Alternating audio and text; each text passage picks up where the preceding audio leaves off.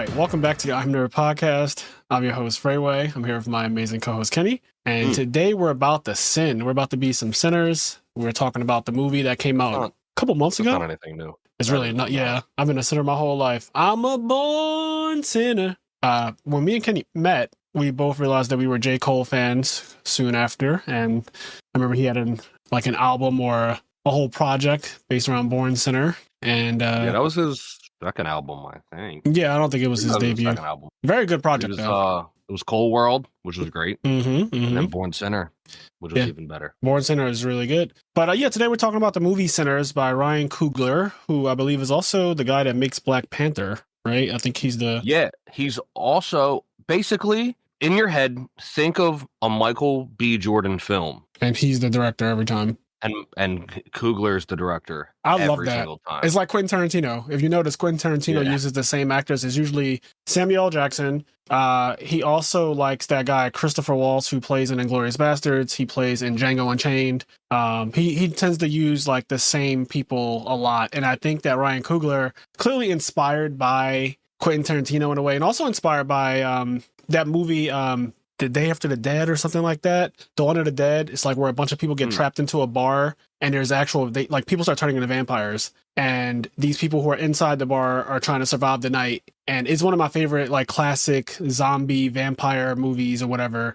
And this movie reminds me so much of that, especially the way like it crescendos after a really lengthy opening, I would say. It kind of crescendos into a point where there's just like monsters attacking and you have to figure out a way to survive the night. It's that exact same vibe as that Dawn of the Dead movie. I think that's the name. I'm going to Google that. But how did you feel about watching this? Because you just watched this movie for the first time this week, right?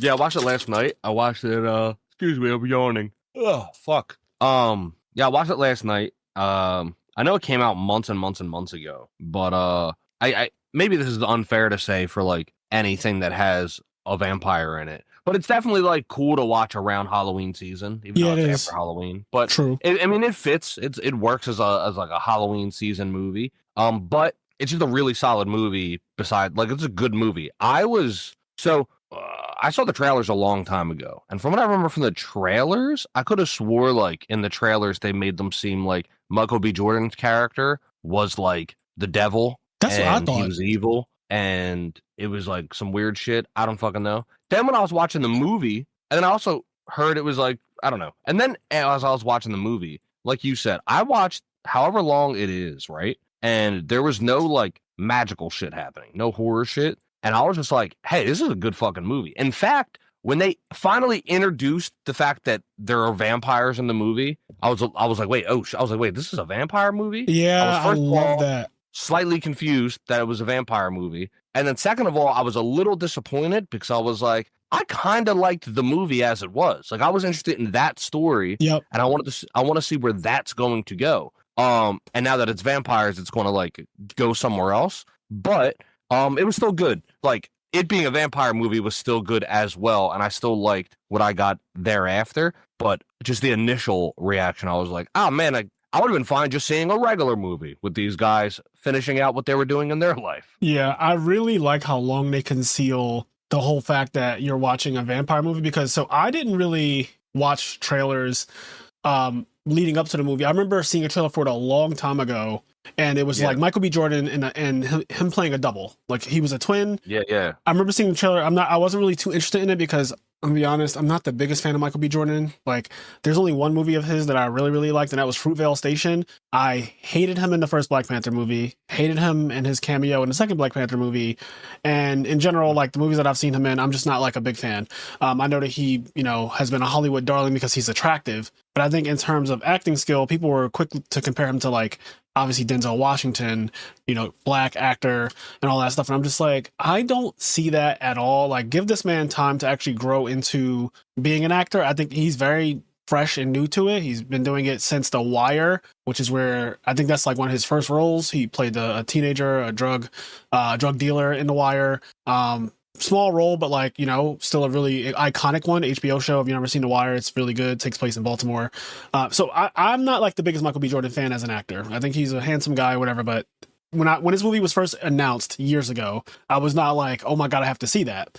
And then as it started to get closer to the release date, there were premieres happening in like Hollywood and stuff like that, and early releases, and people were like, yo, Ryan Coogler did his thing. This new Sinners movie is insane. I'm not going to say too much, but like, it's great. It's great. It's great. And everybody was saying, oh, Sinners is like one of the best horror movies I've seen in a while. One of the best movies I've seen, period. And just talking about how great it was. So then naturally that hyping it over and over again, seeing a lot of celebrities going to it, talking about it, celebrities that I actually like, enjoy, made me interested in it. And I was like, you know what? Now I kind of do want to see it.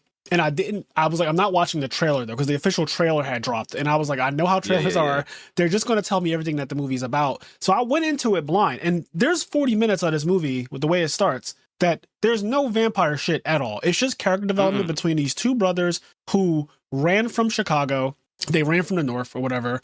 Or like, they are now in the South when the movie starts, but they were up north where things move a lot faster, and you can imagine there's a little bit less racism because the South is obviously still very racist at the period that this movie takes place in. But they are running away from like some shit went down with like Al Capone time, right? Like this is like that. Yeah. It's that time period where Al Capone, prohibition and all that good stuff, moonshine. It's like that era. And they ran away from something. They're known to be like troublemakers. They're known to get into trouble and be in and out of trouble. That's kind of their thing.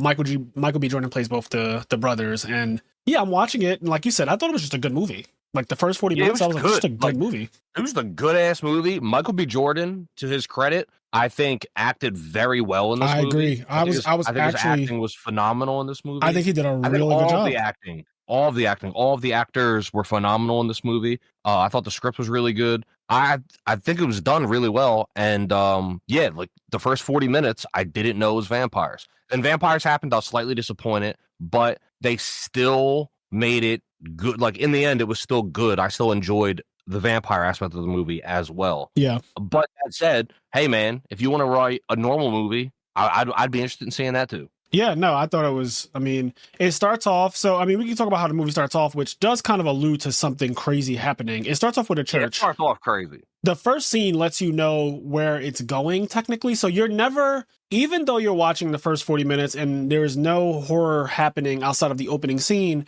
you are a little unnerved by the opening. The opening is like, there's a church, a black church, and they're doing their thing, they're singing hymns, Negro spiritual hymns and stuff like that, having a church service. And as they're having a church service, the pastor, he's preaching and everything like that, talking about the devil and, the typical stuff. And a kid walks in and he is covered in blood. Like he's covered in blood. He looks like he's been through hell, quite literally, honestly. Like he looks like he's been through hell.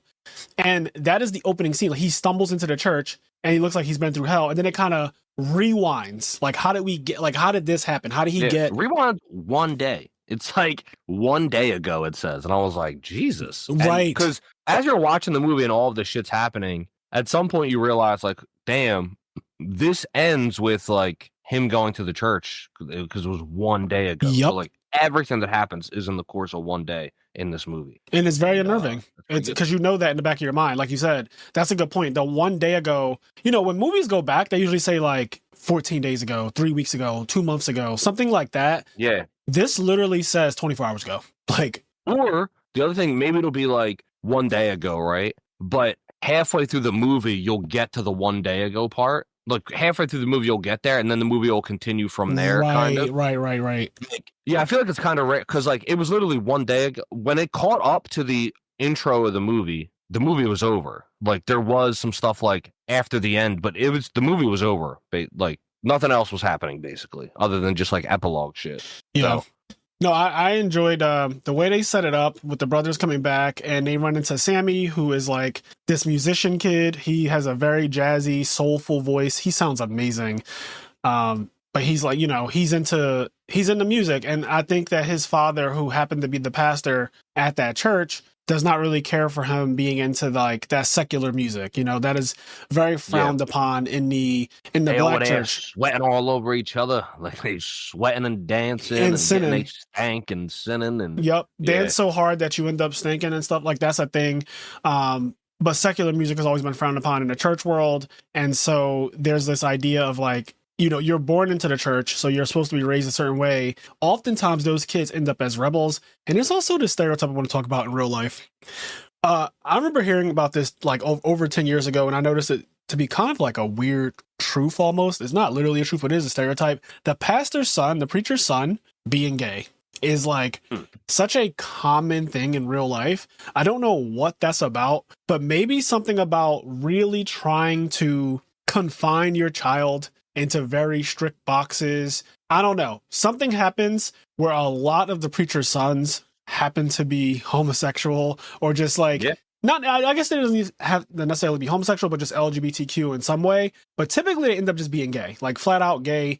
And I know, me and you actually know, we know a kid, I'm not going to say his name, but his name started with a D. He used to go to our local rec cap where we met, and he was very flamboyantly gay. Nothing wrong with that, but he was the preacher's son, and it just like, I always just wonder like, how does this happen? Then I kept meeting people like that throughout my life. Like throughout my life, I met at least 4 or 5 preachers' sons who are gay, and it's just one of those things that I started. Then I, as you go online and you see the internet, and you know how everyone has lived the same life, you start to find other people who are like posting memes about that type of thing. And it's like, oh shit, this is like not just common. It is very common. Like a flight attendant, right? Flight attendants are always gay men. Like if it's not a woman, it's a gay man.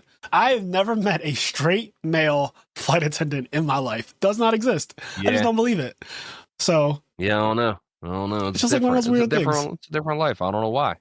But yeah, I mean, children need some level of freedom. Like, I don't know. It's like when it comes to the growth of a kid, of a child, like there's some level trying to restrict them and put them in that box. And all they want to do is like grow and do something different. And like, I feel like doing that is damaging in some way. Yeah, not that like you're damaged if you're gay. What I'm saying is that like, that could be it. Like that could be basically like forcing someone into a box like that. You're going to force them to grow somewhere, or like if they're going to grow somewhere and it might not be in a way that you want. Like, I think the old age, this is off topic slightly, but I think the age old debate of like nature versus nurture. Are you born gay or are you raised gay? Or I forget exactly how it's worded. I think it's both. I think some people are just born. They were always going to be gay. There's nothing you could have done to change it. I think some people, things that happened in their childhood up through puberty affected them in some way or another that affects what their sexual interests are. Whether that be they're in the boys or girls, they're in the both, they're in the feet, they're in the fucking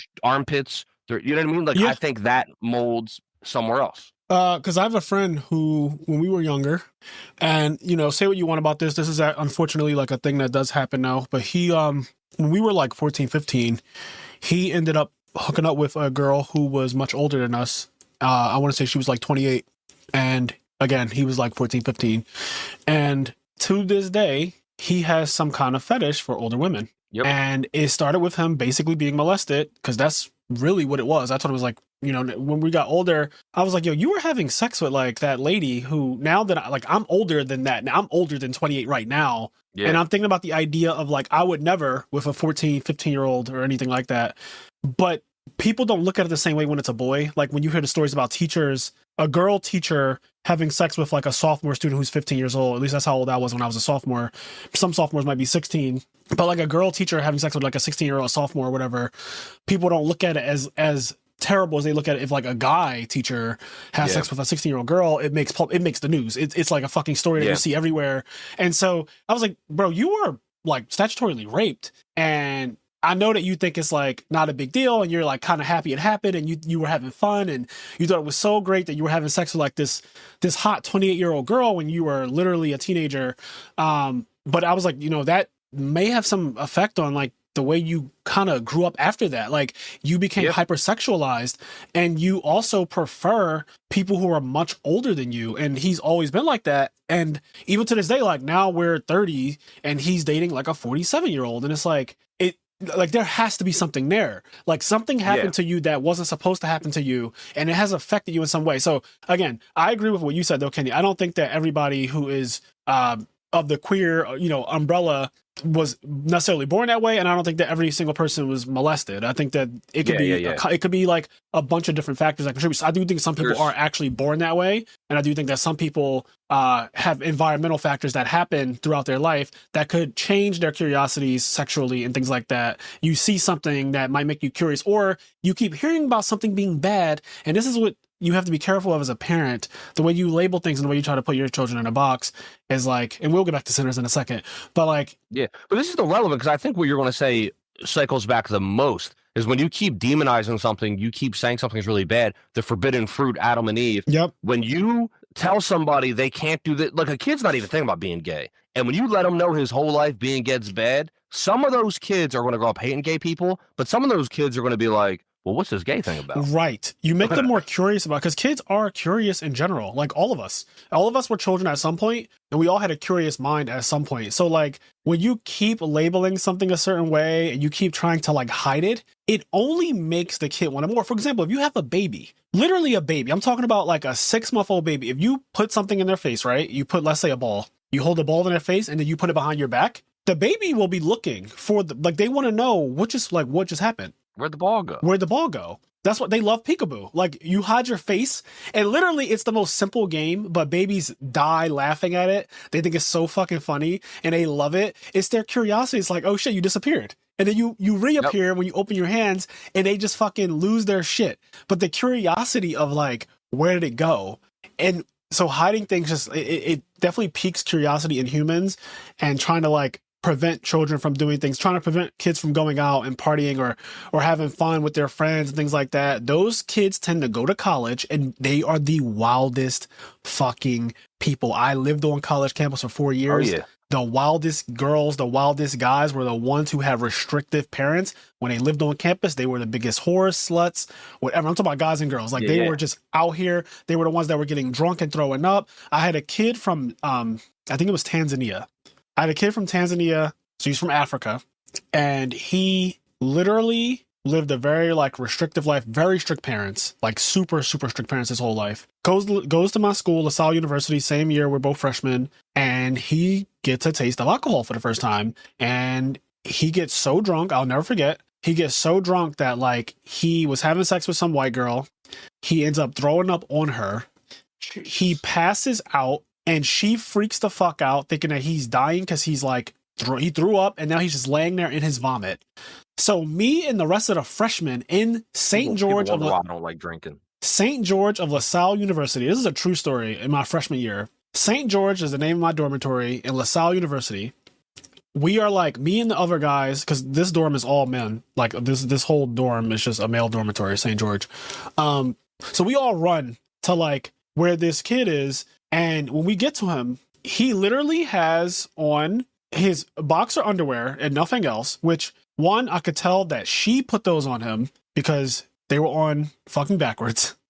And people like wearing them backwards, you know? A little bit of freedom. Once we got there, like the whole scene was very clear what happened here. And we were like, yo, we're going to have to tell someone higher up. We're gonna have to tell, like, because we have a front gate to scan in to get into the dorm. Like there's a security guard, Ally Barton security person that's just like always there. So I was like, yo, we're gonna have to get help, because I was like, he might be dying right now. None of us, we're just staring at him. All of us are just standing around when like certain people are trying to like push on him and see if like he's responsive. He's not dead, like he's breathing, but he has vomit still spewing out the side of his mouth, and it's just not a good look. Like it's a bad look. She's crying, she's scared. And we're like, what happened? It's like, he drank too much. You know, we were just having fun. And so eventually we decided to go get an adult, because I'm 17, to be clear. This is within my first like few months in college. And I started off college at 17 years old. So I'm a 17-year-old. We go to get help. A security guy comes in. He walkie-talkies, immediately calls an ambulance. So now this kid has to get fucking stretchered out of the dorm. The ambulance comes, they lift him into the back of it, and it's this whole big incident because, one, children drinking alcohol, right? This kid who I'm talking about is 18 years old. And obviously, you know, you need to be 21 years old to have alcohol consumption and all that stuff. So now it's this big thing, and it's like, I remember the punishment was so severe. He had to take like some kind of crazy amount of credits in this alcohol prevention class, and like they put him through, like, you have to really do a whole rehabilitation process before you can really be completely admitted back into the university. It was really bad. So annoying. Like really severe consequence. You know what's crazy? Now, I don't know all the exact medical detriments to this, but like, for example, in Portugal, right? Portugal, the legal drinking age starts at like 16. You're allowed to like go to clubs and drink at 16 years old in Portugal. People don't get drunk like that in Portugal. Like when you don't have the culture of like people just being like super shit faced, throwing up all over them. Like they're not cool guys. Yeah, like it's just like people drink. Now there's a lot of drinking. There's a huge what's funny in Portugal is that there's a huge drinking culture. Like you're expected to drink. Right. You're like if you don't drink, it's like what's wrong with you? But at the same time, if you drink too much, it's like what's wrong with you? People do not like they'll be like, let's all go hang out. And it's like, is Fernando coming? They're like, yeah, I'm not going. Because like Fernando drinks too much. And they just like you get ostracized by the entire community if you drink too much. So yeah, it's really interesting. But the point is, and not just Portugal, I know a lot of other countries are similar with certain drinking ages. I think part of the problem in America is A, you're not allowed to drink till 21, and then B, there's a whole culture around telling people they're not allowed to drink. Yep. So during those prime years between 14 and 21, drinking becomes the coolest fucking thing ever. Fake IDs. And then everybody, so people drink super irresponsibly in the most egregious way. And then when they hit 21, it's like a celebration. Holy shit, I can do it super legally. And then usually by the time 25, I feel like a lot of these people either get over it or they become huge drinking problem people for the rest of their life. You're 100% right. And it really does progress exactly like that in America. People think it's so cool to get drunk before you're legally able to. Is like the cool thing to do. Oh, we got so fucked up last night. Like that every Monday when I was in college living on campus for 4 years straight, every Monday, all the cool kids would just talk about how they got so fucked up. They don't remember what happened. Oh, I passed out. I was at this frat thing. I went to temple. Somehow I don't even know how I got back. It was just a bunch of that, like over and over and over again. Every Sunday night, every Monday morning, just a bunch of, oh dude, I'm so hungover, like constantly that. And me and you, like I'm not a big drinker either. And when I was that young, I didn't drink alcohol really at all, except the one incident that I did tell a whole story about on this podcast. I'm pretty sure about my first time ever drinking. They made a whole event out of it at my college. I'll tell it one day again. Yeah. But like, because my parents weren't super restrictive, alcohol, weed, drugs, and stuff like that just never really interested me, just because like they told me like, hey, we don't want you doing these things. But at the end of the day, you'll make your own choices, basically. And mainly my dad and mom were really big on the whole, don't be a follower. That was their number one thing. They were like, we're not going to say specifically, don't do this, don't do that, but don't be a follower. Don't do something because other people are doing it. That is not a reason to do something. And so once they instilled that in me, then when people would offer me drugs and alcohol and stuff like that when I was super young, I was just like, nah, I'm good. Because they just weren't restrictive. Gay. That's what I would always say. Like, nah, that's kind of gay. And see, that might have made me want to do it more. Because what if your kid is secretly gay? But to the point, restrictive things like in Sinners where, it's talking about, like the main character, Sammy, is he's a musician. Preacher boy. The preacher boy. Preacher boy. Yeah, he's a musician. And he's into, at that time, because now it wouldn't be considered, but at that time it was, secular music, right? And I mean, he liked music so much, and his dad was so against music that, spoiler for the end of the movie, his music brings out fucking vampires. Yeah. And he watches everybody he knows dies. And at the end, when he has a choice, so like, all right, I'm going to give up music and go back to the church. He said, no, fuck that. And still went out to become a musician for the rest of his life. Yeah. That's how much he loved music. And maybe how much that, to bring that whole rant we just had for 25 minutes to the point, how much his father, the preacher, told him not to do these things, that makes the allure of it so much greater. That's the allure of darkness. You know what I mean? It's like you want that so much more. And so his whole childhood up to that point has become kind of enamored by music. He was given this guitar when he was younger by his two older cousins or uncles. That guitar was, from their father. They told him it was from, I forget the name of the player. But I mean, so it ends up becoming instilled in you, and then it's at that point it's really hard to break that. And music is a big part of this entire movie. It's like the foundation of a lot of things that are happening. So the vampires are after the main character Sammy. They really want to turn him to kind of like steal that culture from him, like steal that. They want to add it to their posse of vampires. Yeah, because they have like a shared memory. Yeah, the vampires are, so every vampire series or movie has their own lore to it. They have their own spin on how vampires are going to be interpreted. So in this series, they kind of like the music and they want to turn him so that gets added to their coven essentially. And so Sammy's music is also very powerful. They kind of make it sound like it transcends time, and they literally show you this, that certain people have this ability to play music and it literally can cross through timelines. Like they show, and this is one of the coolest scenes in the entire movie of Sinners. There's a scene where they're in the juke joint and everyone is dancing the music that is at that it's in that period. So it's like, you know, the, I don't know, 18 whatever period this takes place in, right? It's like super, Yeah, I think it's the 1930s. 1930s. Then whatever period it takes place in, the music that they're listening to at the juke joint is that period. But then you start to hear music that predates that era. And then you hear music that is literally from our current era. You hear 90s music, you hear West Coast music. There's literally like Dr. Dre beats meshed in some of their, like, there's all these cool Easter eggs and stuff like that. You hear twerking music, you hear like all types of shit being played, and it's all kind of blended in because when Sammy's playing, or like the musicians are playing, some of them have this ability that just like literally it transcends time and it can kind of like tap into this universal music pool. It's really cool. It's a really cool concept.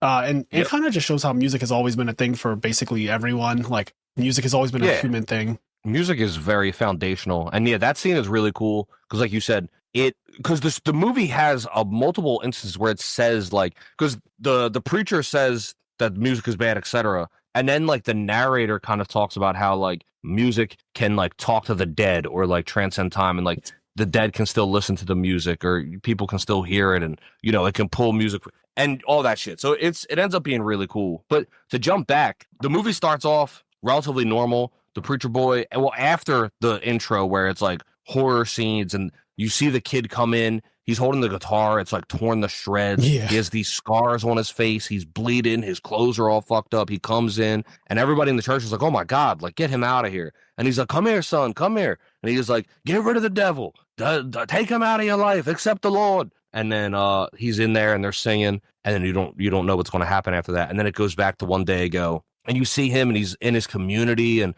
everybody's there. Nobody has shoes. And they're just like working. People are like picking cotton. His mom is like cleaning shit. He gets some stuff. He goes in, sees like his siblings and everything. He grabs he looks for his guitar. His dad has it in the church. And anyway, he's like, oh, I'm going to go out for this one night. And they're like, and his dad's like, listen, man, like you keep go out there singing for the devil. Like, he going to follow you home. Yeah. And then he's like, I'll be back tomorrow, Pop. And then he's like, I'm going to go have some fun. He was like, oh, yeah. He was like, I've been working hard. I've been working my ass off. You've seen how hard I've been working. I've been working a lot. Like, I'm going to go enjoy myself for one night. And, like, I'll be back tomorrow. Like, I'll be back. And, he goes out with his cousins or his uncles. I don't remember what their relation is. Yeah, Stack and Smoke, which are both played by Michael B. Jordan. And I do want to talk about those two as well. So Michael B. Jordan plays these twins that are actually pretty different. One of them is a hothead, like just really high temper, you know, he flies off the handle and he is kind of like a violence first kind of person. And then the other one is a little bit more calm. And then I believe that they fought in like a war or something. So yeah, I think they were, because they mentioned being in Germany and they also mentioned being soldiers and being in the war and stuff like that. So there's some PTSD going on as well, because one of them can't roll his own cigarettes. He literally has the shakes, and when he so there's the two brothers, Michael B. Jordan playing both, Stack and Smoke, but one of them, his hands like literally are not stable enough. Like he shakes so bad that he literally can't roll. So his brother rolls his cigarettes for him and everything. It's just like a whole thing that they have going on. But yeah, one of them wears blue, one of them wears red, so you can kind of always tell them apart. I like that little detail, slightly different hair going on, the hats and everything, just like their whole outfits. And then there's this is what I like about subtlety. This is one of the things that Ryan Coogler does so well throughout this movie is show, don't tell. So you're wondering about these characters. You're wondering how they're going to be developed in this movie. You only have about 2 hours and however long to develop them, right? And this is just like how movies are. So you have to really find a way to make me connect to these people before this is over. And these first 40 minutes do a really good job of that. So they get to like the town and there's like two sides of the street. On one side of the street is really nice and everything is like, you know, painted really nice and like white and bright colors. And the other side is not. So the side that is not very nice is predominantly like black people stuff, right? And this is a time where it's post-slavery, but it is still Jim Crow. It is the Jim Crow era. Black people do not have Yeah, black people do not have the rights that we have, like modern day. It's before the civil rights era and stuff like that. So this is not a great time for black people. It's a very racist period. And there's even like a whole subsection of the movie that is having like another plot where these sleazy white men are selling or like renting or whatever this juke joint place to the brothers. And Yeah, they buy it. Yep. They buy it from him straight up. He has a bag of money. They go in there. He sells it to them, and then there's like some confrontation. I forget exactly what. And then the one brother like puts his hand on his gun, and then the white guy puts his hand on his gun. And then as that happens, the other brother, who's just like no guns on him, he slowly walks behind him. And it's like, all right, the white guy realizes there's nothing I can do to get out of this. Maybe I'll kill one of them, Yep. but I can't kill both of them. And basically, the deal gets set. He gives them a whole thing of money, and he's like, listen, I don't want to see you or none of them Klansmen around here. Like, I'm killing them. Like, if you walk past my property line, like, you're dying. Yeah. And he's like, oh, no, the Klan's done. Like, there is no Klan. Yeah. Like, right, oh, yeah. well, there is no Klan. Yeah. He's like, all right, well, if I see any of y'all on my property line, like, it's over. And so I forget what the initial argument was, but yeah, there's definitely some sleazy white guy. What's funny is that this movie does this thing. All the villains are white, the White Devil, which is kind of funny. But at the same time, the main vampire villain, who is white, he's not racist. No, or at least not. he's not shown to be racist in any way. No, he's not racist. I really don't think he is racist. Yeah, what's kind of cool is that the movie does multiple things, and I didn't see this stuff myself, but I heard from other people that apparently white people really, or certain white people really didn't like this movie because of the way certain things were depicted. And I guess they felt like it was racist toward white people because, I don't know, white people are sad. But white people wanting to be the oppressed so bad. But yeah. But initially, right, like there's this thing where it's like a black film. It's definitely a black film, black characters, black being celebrated. Yep. And all these black people, and then you have like this white lady who might be I think she has like 25% black in her. Oh, Mary. Black in her. Yeah. Yeah. What's really funny about her, she shows up and she's like staring at them when they're at the spot where this side of the street is white, this side of the street is black. Yep. And one side of the street's really nice and the other side's not. There's a part where there's white ladies there and she's staring at either Smoke or Stack. I don't remember which one. Same. And the kid Sammy's with him and he's like, yo, this white lady is staring at you. And he's like, are you sure it's a white lady? And he's like, yeah, there's a white lady. He's like, don't look at her. Don't look at her. And like, he's like, she's coming over here. And she starts yelling at him, and he's like, "Don't you fucking look at her." He's like, "Don't fucking look at her. Don't look at her." And like, and she's yelling at him and everything like that. And then he's like, "Oh shit!" Like, "Oh my bad." And they have this whole thing. And then when she walks away, because Smoke says whatever to her, she walks away, and you can see like her ass is like kind of pronounced through her dress. Yep. And Sammy goes, "Well, damn, maybe she ain't white." And right. And she, like you said, she is 25% black or something like that. Like, she's clearly some kind of mixed. Very pretty girl, too, Mary, in this movie, played by someone named Haley Steinfeld. Very, very beautiful woman. But she says some really erotic shit to him, too. Like, you weren't saying that when you had your tongue deep in my ass fucking me. And I was like, whoa, what is going on? So he was like, lower your voice. Like, he was like, relax. Because she said that shit loud. She was like, you didn't say that when you had your tongue so deep in my ass that I could feel your...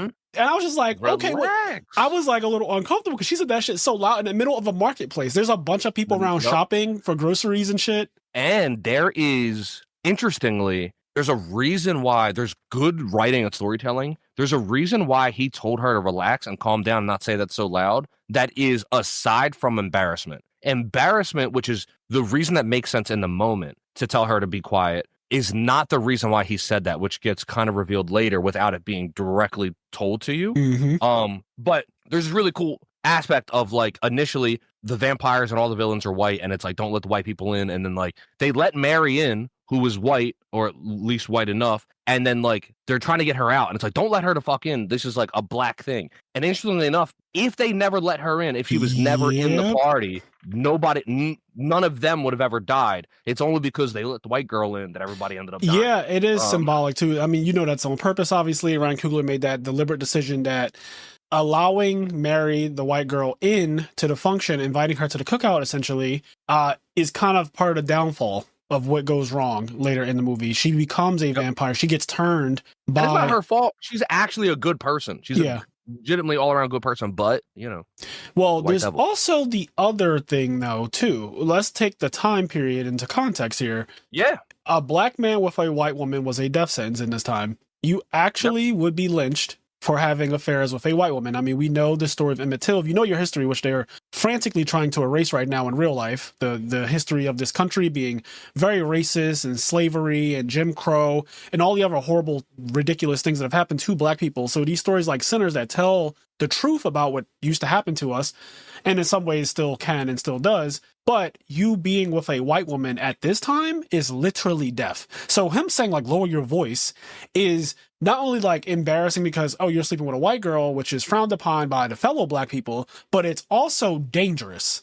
Like to your life. Your life is threatened more than it already is for you just having brown skin. Your life is threatened more if people find out that you are sleeping with a white woman. Like that is 100% going to result in you potentially dying. And then like, because what also gets even like further revealed later, because everything Frazier just said is true, what's get revealed in the juke joint way later on when she's mad at him again, they get in another argument.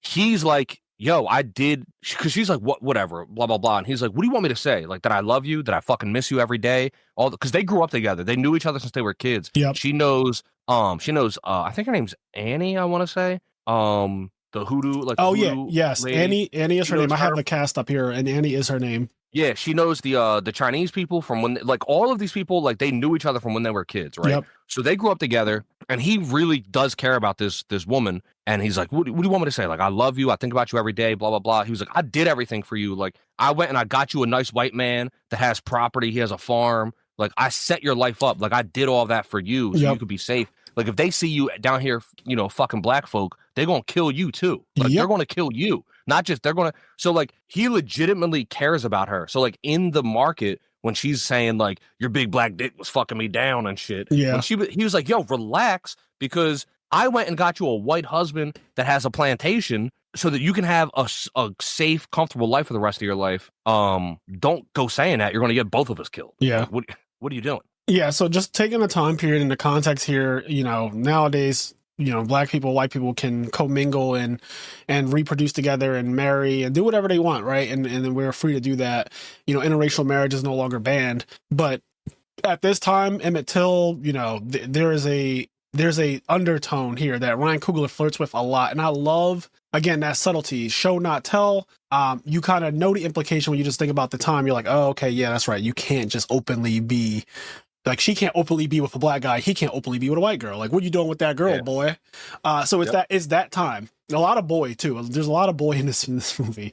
Yeah, I think that was one of the things where, like, I think that's what it was. The Grand Dragon, which, by the way, the KKK is so corny. Like, I'm not even just talking about the fact that they're racist, right? They're racist, and that makes them corny to begin with. Right. But the fact that the names of their things are like the Wizard and Grand Dragon, like, just go play D&D. And that's what they've always been doing. Just, like, it's so... They just took it too far. They're so corny, like, they made us the they goblins. We're just not the goblins. Like, we didn't... So you could just have goblins in your D&D game. They just don't have to be people. Yeah. They just don't have to be people, bro. The KKK is so corny. And if you're somehow listening to this and you're part of the KKK, like, holler at me, bro. You're a bitch. I don't give a fuck. You're a fucking pussy. I doubt we have anyone in the KKK listening. We don't. But you can send this to them. Send it to them. I don't care. They're pussy. The one white guy definitely has that. You know, obviously he's racist, right? He's talking about the KKK doesn't exist anymore. But we know. Boy. He was like, all right, boy. And they were like, now we ain't boys. We nothing but grown men. Right. Like, I love it. I love their accents too. Michael, this is where I think what you said in the beginning, Michael B. Jordan did a really good job in this movie, I think, too. His accent was so spot on to me. Just that Southern twang. He really, really has that in both characters, Smoke and Stack. Like, they both have that Southern twang. And, you know, we grown men now. I love it. Like, I love it. And so, yeah, they have this, like, weird, there's a couple other weird scenes where, like, they, in the back of their car, in the back of their truck or whatever, there's, like, a snake that they kind of, like, wrangle through. There's, like, little things like that, a little subtlety. The Asian woman who makes the sign, they have to go to her to get a sign made for their juke joint that they just purchased. And so she's willing to help them. And like you said, these people all knew each other when they were younger. And so you see, like, you know, white people, black people, Asian people all commingling and, like, helping each other in different ways. And then there's this one shot that follows the Asian woman whose name is Grace. We'll get to her too, because her name is Grace. Now, a lot of people who watch this movie do not have Grace for her based on what she does later. But you see this one shot when she's first introduced of like the daughter, I think it's Grace's daughter, like walking across the street from the black side of the street where it's like not as nice. And then she walks out into the sunlight, into the white side, and it's really nice. She goes into her own family owned store and it's like real, like everything is super nice. Like it's just a different class. Like you can see the classism across the street. Just like little symbolism like that. And then they meet this one guy who I find to be he's such a driving force in this movie, based on like someone who is downtrodden and beaten down by the times. His name is Delta Slim. He's played by this really old black actor named Delroy Lindo. And I've seen this guy in a lot of other movies, but he is a harmonica player, right? I think that he plays the harmonica. He's amazing at it too. And he plays harmonica and he plays piano. When you first meet him, he's playing the harmonica on the street, but then Smoke or Stack, once again, I don't remember which one is which, says like, hey, you still play the keys? Like, are you still nice on the keys? And he's like, I'm the best or whatever. Yeah, he really is. And he plays every Sunday at this like one joint. And anyway, yeah, so he's a harmonica player and a piano player. And he's a drunk. So he's not a drunk just because, oh, love alcohol, alcohol's so great. It's a trauma response. And this is revealed to you, again, show don't tell. This is revealed to you over time. So at first when you see him, you know, he's playing harmonica, they ask him, can you come play for us? And like, what will it cost? And they tell him, we'll give you some of this cheap liquor that he likes, this cheap brown liquor, which he'll work for just that. Like, that's good enough for him. That is payment enough for him. And it's kind of like, well, why would you work for just cheap alcohol, basically? Like, why would you work for just, like, granted, Smoke and Stack have this Chicago alcohol they stole or whatever, right? So they have this really good shit now that they're bringing from up north to the south. And he's like, they have Chicago beer and they have Italian wine. Yep. And at some point it gets revealed, like, somebody is like talking to them like, yo, you stole from both sides. Like, you have the Italians and the Irish, or it was Irish beer and Italian wine. And it's like, you have them fighting with each other because they think each one of them robbed each other. Yep. And it was y'all two coming down here. Yep. But yeah, so they have like super highly valued Italian wine and Irish beer. Right. And so the Delta Slim, the harmonica player, the old drunk, he's like, I'll just play for some alcohol, basically. And there's this scene that happens pretty quickly after this where they're all driving. It's the brother, it's Sammy, the kid, the main, like, he's kind of the main character. Sammy, who's was he playing guitar or what instrument is he? Yeah. I guess that's a guitar. I mean, there's a lot of random things that are basically a guitar that had like a banjo. Yeah, it might be a banjo. If you don't know better, you could look at a banjo and be like, oh, it's a guitar. Or you could look at a shamisen, which is like a 3-string guitar from Japan. You look at a shamisen and just be like, that's a guitar. So I don't know if it's a guitar or if it's like something else, but it's essentially a guitar or something that looks like one. Yeah, something with it's a string instrument of some sort. But Sammy, Delta, and one of the brothers, they're driving, and Delta gets to telling this story about the one time that his black friend got paid a bunch of money and essentially was like elevating, like he was elevating in class because he was so good at what he did, like musically, and he was a great player. So people were paying him. He ended up with like a wad of cash, like just a ton of it. And then he ran into a group of white men who were like, how did you get all that money, boy? And even after telling him the truth or whatever, they were like, you must have stole it. And they hung him up, beat him to death and hung him. And Delta is tapping on his leg as he's like telling his story. He's rocking. Yeah. And it is such a powerful scene because the two guys in the car, like Sammy and Smoke or whoever, like Stack, whatever one, they are very quiet when he's talking about like, why are you like this? Like, what kind of happened to you type of thing. He gives this backstory about how like, money's like the root of all evil type of thing. Like, I don't have aspirations anymore to be like this renowned rich player with a bunch of money and all these other things. Like, I know what happens to people who get too close to the sun in this world. And so he's downtrodden from this. And he tells that story about the guy he knew who has now been literally killed just because he had a really good night where people gave him a bunch of money for just being amazing at music. And like he's leaning and rocking and he's kind of looking off where that he's revisiting. And then there's this background track that Ryan Coogler or whoever, the sound engineer or whatever, they introduce in this scene.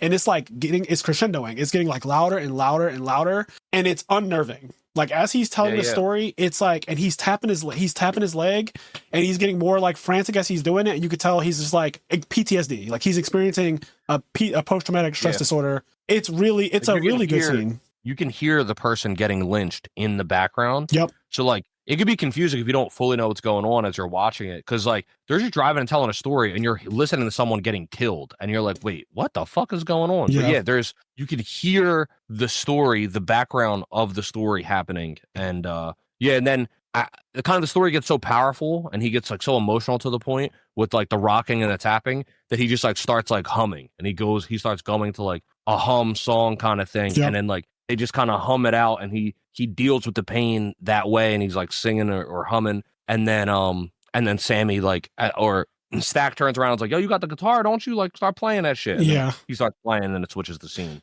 Supposedly that is improvised too. The not the story, obviously. The story part is a part of the script, but the part where he starts like doing the tapping and like kind of going off on his own, that part is not, and then the part where Michael B. Jordan says, yeah, you got that guitar, that is not part of the script. Apparently that is like a completely improvised thing that they decided like, oh, we can actually keep this is really good.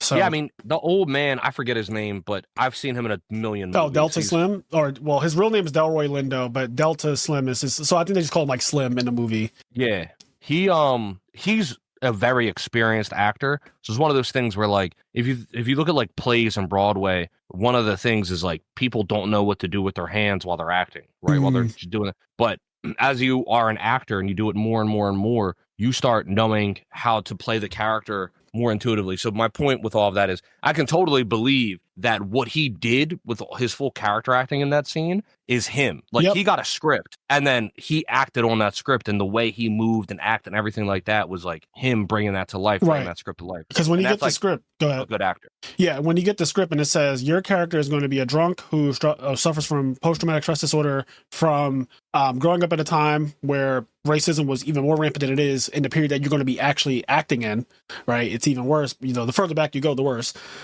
Civil War is what, 1865? It like ends or whatever. So you go back, you said this is like around 1930 this movie takes place. So if you go back, if you go, the farther you back you go, the worse for Black people. So it's like he grew up, he's in this movie, he's very old. So he grew up when it was way worse. He knows of someone who got lynched, that he personally had, you know, a friend of his who got lynched. And so you get the script and it's like, your characters are drunk. This is their past. This is basically why they're drunk. They're great at music.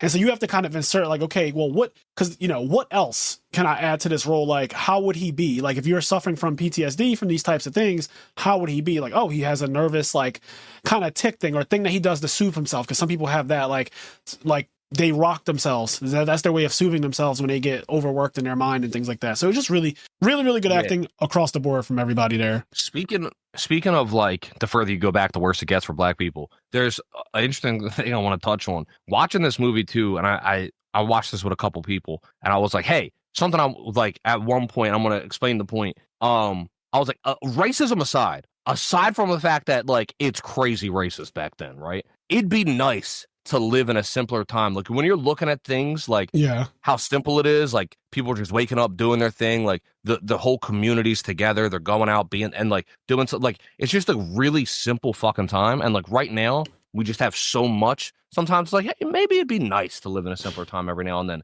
And the part that really drove it home though, that like really made me laugh, I was like, isn't it nice that you could just shoot somebody in the ass in the middle of the street and like that nothing it's just like go sit down and like walk, like he I think it's Smoke, he has this car and he's like going to talk to his like Chinese friends and get some stuff for the party that they're throwing the night. And so there's this girl and he's like, hey, have you heard of me? Like I'm Smoking Stack. And then she kind of gets scared. He's like, no, like nothing's gonna happen. He's like, look, I just need you to sit in my truck. You just sit in my truck, I'm gonna pay you 10 cents for every minute that you're in the truck. And if anybody looks at this truck a little too long, you lean on that horn. And then they negotiate. He's like, now listen, you can negotiate, blah, blah, blah. And then she's like 50 cents. He's like 20 cents or whatever. And then she has fun. She's, you know, blah, blah, blah. She sits in the truck.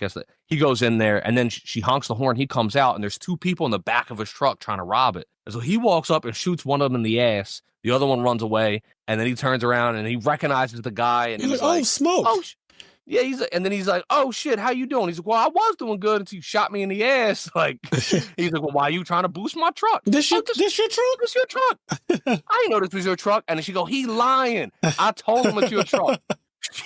He's like, "Yeah, but like, I thought you was up north. Like, I didn't think it was really your truck." But it's just that seems so funny because like he gets shot in the ass and. Like, it's just the like, authorities don't immediately come and he doesn't get 5 stars in GTA. There's nothing else that happens. It's just like chilling, and then he shoots the other guy in the knee. He's like, I can't have people walking around talking about how he almost robbed Smoke. That's true. And not have a limit. Reputation mattered a lot back then. But yeah, simpler times, but also really funny scene. I do want to speak to that just a little bit, kind of elaborate. I love going on tangents. And as soon as you said simpler times, the first thing I thought about is how bad these times are getting with capitalism. Yeah. This is me parroting what's on the internet, but it is also true, right? Like the internet doesn't just say the same thing over and over again with it being completely false all the time. Some of the stuff that is being parroted or just being kind of regurgitated on the internet is actually just facts. We are definitely reaching some late game capitalism nonsense right now. Elon Musk just got approved last week for $1 trillion pay package from Tesla. So like by the year 2030 or 2035 or something like that, he's going to be worth an estimated $1 trillion, basically through stocks because he just owns obviously so much of it. And Tesla just keeps increasing in value, which then will make it where he will just be the world's first trillionaire. And that is going to happen in the next 5 or so years. So that is an unfathomable amount of money already. And the amount of money that he's currently worth, which is hundreds of billions of dollars, is already unfathomable and an amount that no one could spend in one lifetime reasonably. But then at the same time, you have extreme inflation, extreme poverty, starvation happening with like the government denying people SNAP benefits, things like that, and government shutdowns and federal workers, TSA workers not getting paid, airline traffic controllers, stuff like that. Just a bunch of... All of our health insurance premiums just went up by like $2,000. Yeah, the health insurance thing, which is in a lot of other countries, is just a thing that you just have. It's not something that you have to fight over. It's not something that you have to like literally lobby for. Health insurance is just like a thing in other functioning societies that they just have. Like you can just go to the doctors when you need to, and you can just go to the dentist when you need to, and you don't necessarily have to like have 2 different parties literally shutting down the entire government because they can't agree on how the healthcare system is going to work in this country. And our healthcare system is fucked because it is for profit, which is so bad, to profit off of people's, bad health.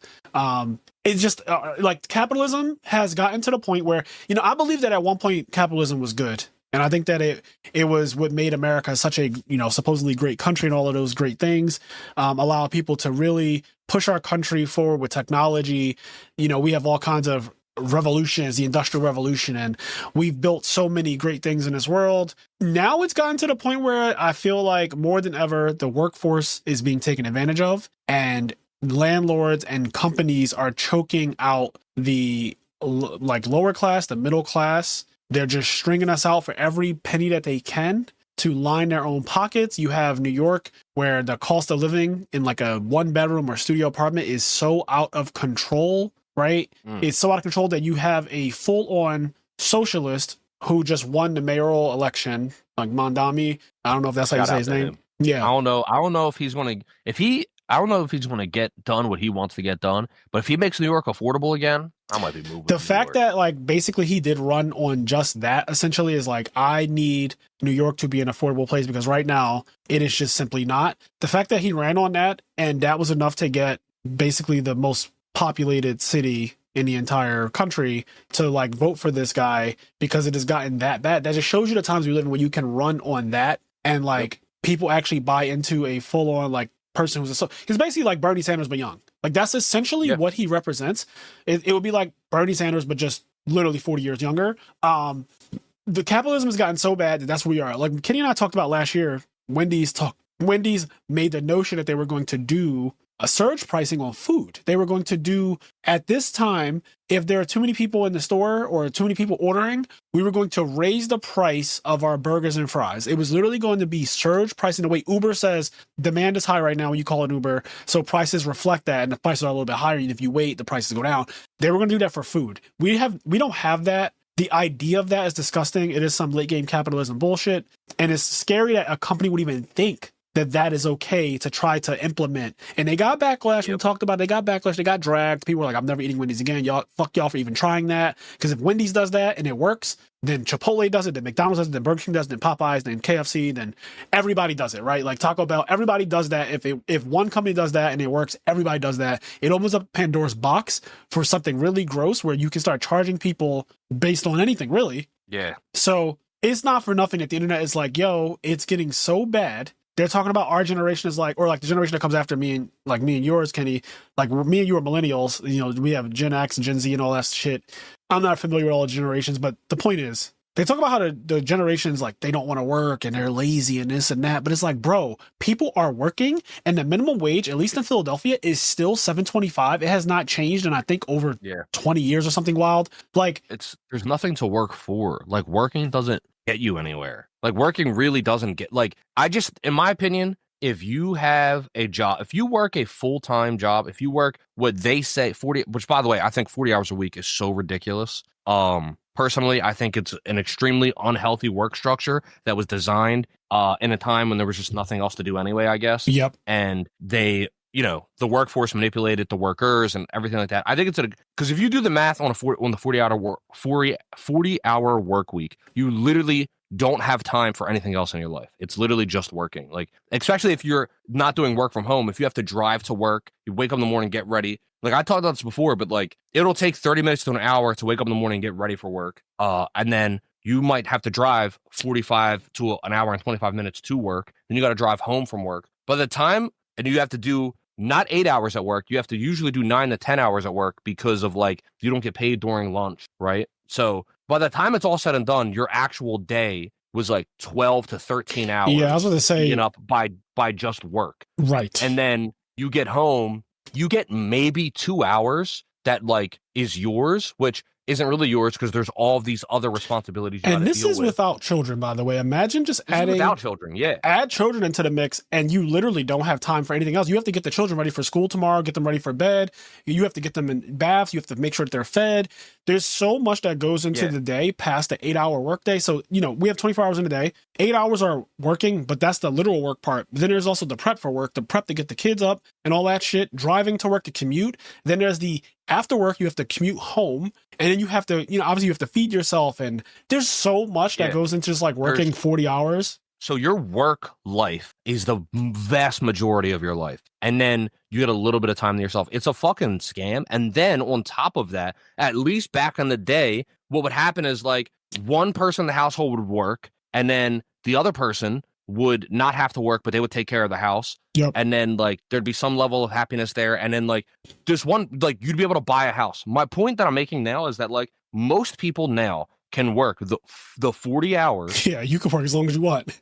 And you can't buy a house. You can work as much as you want. You can't afford food. You can't take care of a family. Like, it's fucking bullshit. Like, so it's not that this generation doesn't want to work. It's this generation, like, there's nothing to work for. Like, if I just work a regular ass job for the man, like, you don't get anything for that. I love especially how now. You remember the whole pull up your bootstraps? Like that was the line that a lot of people pull up your bootstraps like I did. Because the generation before us will tell us we're lazy. And the reason why we don't have things is because we're lazy. And like if you just pull up your bootstraps like I did and work really hard, you'll achieve things. Maybe you too can be rich. Maybe you too can afford housing in a beach house and all these things. When they bought houses, they paid $100,000 for a house at most. Like that's a nice ass house for $100K back then. $100,000, that's $1 million house. Yeah, 100%, Kenny, 100%. Yeah. And so like now you can't get a house for less than $500K in a good area. Like it is going to cost you. Oh yeah. I have a coworker right now. So she just had a daughter. Her and her husband just had a daughter,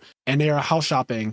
And she was like, we offered the guy $580 for his house. But then he like fired back where he wants like $620 and our max, like our budget is $600. And I'm like, so she shows me pictures of the house. And it's just a regular house. But that's just what houses go. Just what houses go for now. It's just she's bidding $600K on a house. And I'm like, this is so, and I'm looking at her like, this is so crazy. Like this is so crazy to me, the cost of living. So yeah, you can spend all this time working 40 hours a week and working overtime and all these other great things. But at the end of the day, we're not getting paid enough to match the inflation that has happened. Like we're just factually not making enough money anymore. My grandma was telling me when she was younger, in her 20s or 30s. And I think my grandma's like probably in her 70s. I think she's not that old. Like, obviously 70 is old, but she's not that old. Like, I think my mom is like 50, and I think my grandma had my mom when she was like 18 or something, or 17. So my grandma might be late 60s, early 70s. I don't remember exactly. But the point is, when she was like 20 or 30, she said that a house was like $100 a month. Wow. Like $100 a month was a house. A house. Like, she was able to have a house. Yeah, like a mortgage. For $100 a month. Yeah. Like, that's not a mortgage. She was renting, but like she rented a house for $100 like renting a house, but still. Whereas right now, if you rent a 1-bedroom apartment, it's $1,200 or $1,300. Yep. In a not great area, by the way. And in a bad neighborhood. Like, you're not getting, because if you want anything in a nice area now, 2,000 minimum, 2,000 to start, 2,200, 2,500 is like the going rate pretty much everywhere. It's really bad. Inflation has gotten so out of hand. So when you said simpler times, and like, just you're watching this movie, which is a period piece, right? It takes place over 100 years ago, or 100 years ago. So you're watching this, you're like, okay, look at the time they're living in. Things are like, he bought a juke joint with cash. Like, he bought an entire an entire, I don't know, like barn or whatever for however much money in cash, which you literally cannot do now. Nobody would even take that.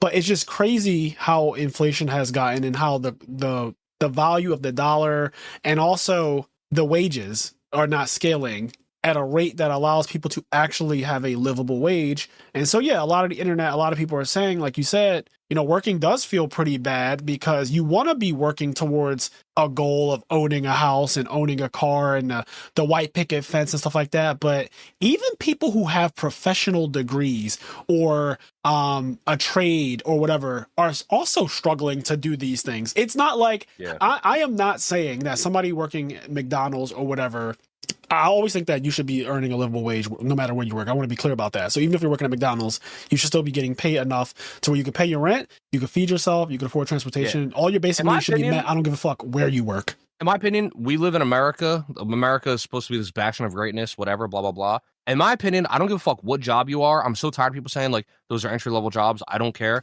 I don't care what job you have. If you work a full 40-hour week legally in America, you should be able to comfortably afford to feed yourself every day with real food and live. You should be able to have a place to live and eat. Like, 100%. Period. Like, if you work a full fucking work week, you should be able to have a place where you can live comfortably and be able to eat comfortably. You shouldn't have, like, I'm not saying you have to go to fucking 5-star restaurants and eat steak every night. No. But you should be able to get groceries that you can afford and make real meals, and you should be able to just fucking live in a place where you won't get shot. So even people who have professional degrees, who have trades, things like that, are now struggling to afford these things that normally back in the day, like, if you had a degree, if you had a professional career, if you had a trade and all these other things, you were able to pretty easily afford a nice ass. That's the people in your family who have like the nice house. They have the pool. They go on vacation every year to like somewhere really nice, and they can afford all the nice things. You're like, damn, I aspire to be that, because aspirations are important.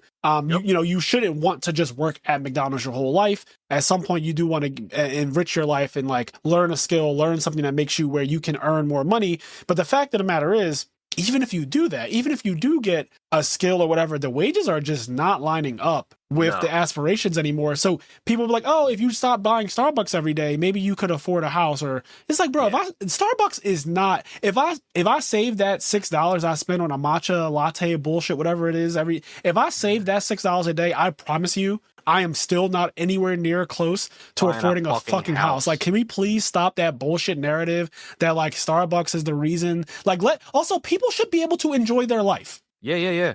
Just like everything. Yeah, it's stupid. I can go off on a whole tangent about all of that. Like, it's so frustrating. But yeah, I'll digress. We've talked.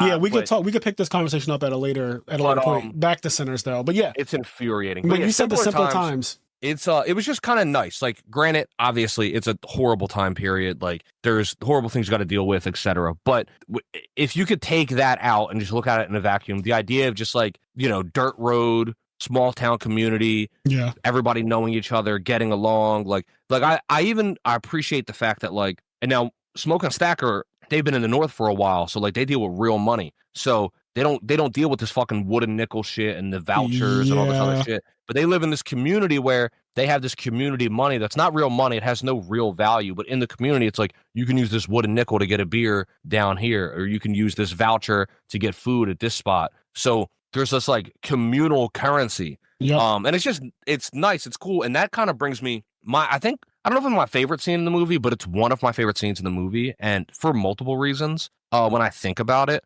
And so basically there's a part where Smoke goes and visits this lady, and this lady's a bigger woman. Yep. She's like taller than him. She's bigger than him. She's got these huge, like, she's got like a huge like breast, but it's not like sexualized. It's just like, she just looks like she's just like this bigger woman. She's voluptuous for sure. Like, she's a voluptuous woman. So he goes there, and then he goes there, and he like, there's this grave. He like puts his hand on the grave, and then this lady comes out and talks to him, and there's like this little bit of tension back and forth with them, and eventually it gets revealed that she is like his girlfriend or wife or whatever, or like ex, and that they had a baby together. There's a couple things I like about this scene that I'll go into. One thing is just the casting of it in general. I have to say, it's really rare, I think, that you have a woman that looks like that as the primary love interest as a man, for a man that looks that good. Yep. Right? Like in Hollywood, in movies, like a person like Michael B. Jordan, his love interest is very rarely a woman that looks like that. And there's like nothing wrong with that woman. But my point is, she's realistic. That's who people actually are laying next to, and who's bearing their children. Like women with real bodies, they call it. Like she's not Zendaya. Like if this movie was a typical Hollywood movie made by someone not Ryan Coogler, Zendaya would have 100% been cast as his fucking love interest. He would just... Like, how often, like, you know, not to really get into this, but I do feel like this movie, like, I want to say on one end, not to get political, but on the other end, I want to say this movie very clearly is a black movie, and it very clearly has some political angles in it. Oh, 100%. Even though I think it can be celebrated and enjoyed aside from those things, but I do think they're part of it as well. The other thing is, like, how often in Hollywood have you seen a movie with a black woman who has that body type that isn't this loud, abrasive, angry black woman? Right. That doesn't really happen, like, kind of ever. Yeah. And so it's cool to see that she's not a stereotype at all. And if you know, I grew up in Southwest Philly. The large majority of my friends are black. Something I noticed throughout my life is a large majority of those mothers are usually like bigger ladies. Like, there's like a lot of black mothers.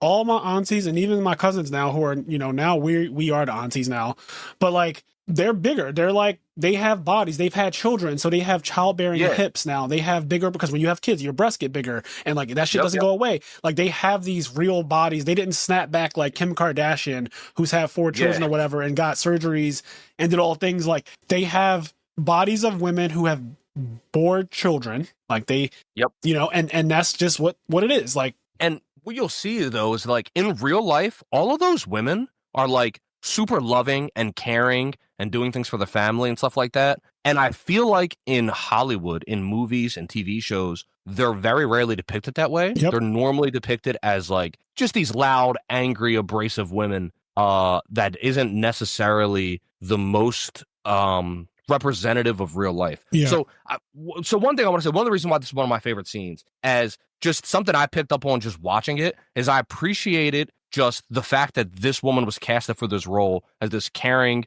woman with this man, and then like the amount of like kind of control she had with him, and then like kind of like there's another part where when they kind of break down and they make love or whatever, they have sex, whatever you want to call it. There's a part where like it's super like subtle, I guess, but like the amount of comfort he has. This is a person that is like super tough, hard, strong. He's been to war. He shot somebody I don't think he shot somebody in this. I think it was his brother, but they shoot people. They don't give a fuck. They're gangsters. And then like, it's always cool to see like, he kind of completely gives up control. And this woman has like complete control of him in this moment where like, she makes him weak.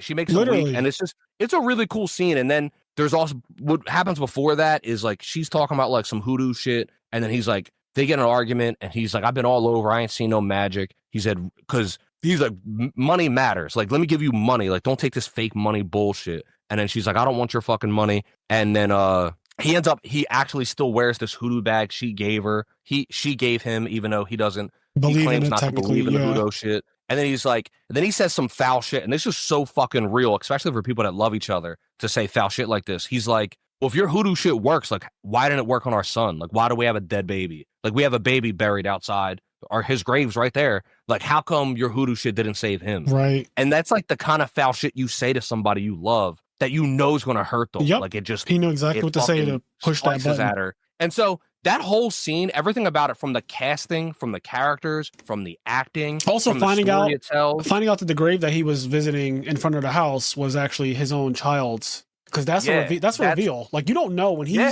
when you just see him outside the little grave, like just kind of clearly paying homage to it or whatever, like paying his respects to it. You don't know who the fuck is buried there. No. And then come to find out it's his kid with this woman that he's also visiting, and that he ends up having sex with after that. And another thing to touch on the point of the hoodoo stuff, she lets him know, like, I've been actually doing roots work, like this magic that you call it, this bullshit. I've been doing it the entire time you were in the North. Why do you think I've been praying for you every day? I've been doing I've been talking to the ancestors and keeping you and your brother safe this entire time. Yep. Like, literally, the reason why you were able to return to your home, return to the South in the first place, is because of me, and you still wear that, the bag, the hoodoo bag and everything. Like, so he's like, I don't believe in that bullshit. But at the same time, she's like, well, it's funny you say that, because I've literally been doing spells and roots and all that to make sure that you can make it back. Yeah, it's an awesome scene over. I really like the scene. There's like so many layers to it that I like about it. And I just think it's done really well. The acting, and it's incredible. The characters, the actors, and now all of it's done super well. And now we can get into where the movie, because I think right after this, the scene just switches randomly to the sun setting, and you hear like almost the sound of like a human hitting the ground, and then you hear like footsteps, and then they kind of show this house in the distance. Like, there's a house, and it's in a deserted area where there's no other houses around. It's just like deserted area. The sun is setting, and a human sounds like they just hit the ground from nowhere, like from the sky, like somebody fell down out the sky, and they're running. And so you see a person with steam coming off. Yes, like Luffy. Gear second. Steam coming off this guy, just like he was burning. Yes, and he's running up toward this house. Yep. And so when this happens, I'm watching the movie, and you just saw a sex scene with Michael B. Jordan or whatever, and then it goes to this, and I'm like, okay, what the fuck is this? Why is this person literally steaming? Like, it's like I'm thinking about the things that will make a person steam, and none of them are coming to mind. Right? Like, there's nothing that will make a person steam like that. So he's running, and he clearly looks disheveled. He clearly looks like he's fucked up. He runs to this house. He knocks on the door. The woman comes out, and is it the woman that answers? They both answer. I think the husband and the wife answer at the same time, both with guns drawn. Okay. Like the husband and wife both answer with guns drawn. Yep. And so it's these two white people, and the guy outside is white. And he notices, like, he looks in there, and he sees the Klan outfit. Yep. Which earlier in the movie, the guy who sold the juke joint, the white guy who sold the juke joint, said that the Klan's dead. Like, that's not a thing anymore. Which, now 40 minutes into the movie, you realize the Klan is very much alive and well. And this household is part of the Klan. Like, whoever's in there is one of the Klansmen. So, and then I was going to say, then this white guy who's like, you get to see his back, and it's covered in burns. Like, there's these like nasty open sores and everything. And then he's like crying, and he's like, help me. Like, and he's talking about how these Indians are attacking him, and these evil Indians. And the white guy's like, there ain't no Indians around here. And then he says, like, are you sure it wasn't like a fair skinned, word that I'm not allowed to say publicly. Yeah. But he's like, and then it's funny because the Indians, you only see them in like one scene, but basically he's like, excuse me. He's like, these Indians are trying to kill me, like they're crazy. Listen, just like let me in there. And he like offers them gold. And then he gets in their house, offers these two white Klansmen gold. He goes in there, says the Indians are bad. And then the next scene, when you see the Indians show up, it's all these Indians show up. Only the wife answers the door. She's like, I don't know what you're talking about. I don't have anything. And he's like, listen, the Indian guy's like, he's not what you think. Like, be careful around. Like, I don't help him if you see him. Don't invite him into your house. Like, blah, blah, blah. All this stuff gets revealed. She goes upstairs. Her husband is in a pool of blood. He just got eaten by a vampire. And then it gets revealed, hey, this is a vampire movie. Yep. I love the way it's revealed, because you see his name is Remek.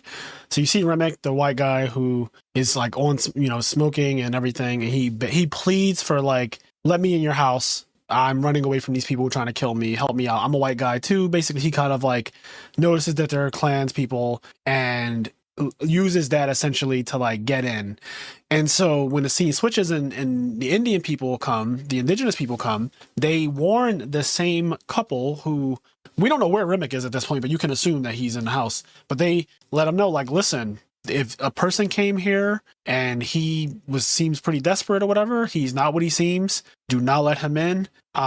He's dangerous. He does not mean you well, and stay protected. All this other stuff, and because of the Klansmen being racist, obviously they're looking at these Indians. They don't really care for them, and Indians obviously don't care for them either. So they're like, all right, well, it's getting dark. One of them says like, yo, it's getting dark. Like the sun's going down. It's time to get in the fucking house. Out of here. Yeah. And so they leave. They're like, all right, fuck it. Like, if y'all let him in or you don't care about my message because of who it's coming from, right? Like, don't shoot the messenger. If you're mad because it's coming from me, because I'm an Indian, I'm an indigenous person, and you're racist, whatever, that's on you. Like, whatever happens to you, that's on you. I tried to warn y'all, gave him fair warning. We've been chasing this guy. He is not what he seems. He's dangerous, whatever. Don't let him in. And then after they leave, come to find out, like you said, the wife goes to ask for like where the husband. They have a kid too. They have a baby. And when she goes looking through the house looking for her husband, she finds him in a pool of blood. And Remick is just sitting in a rocking chair. And he's like, yeah, he's not going to be coming to dinner anytime soon. And so he's already eaten the husband or bit him.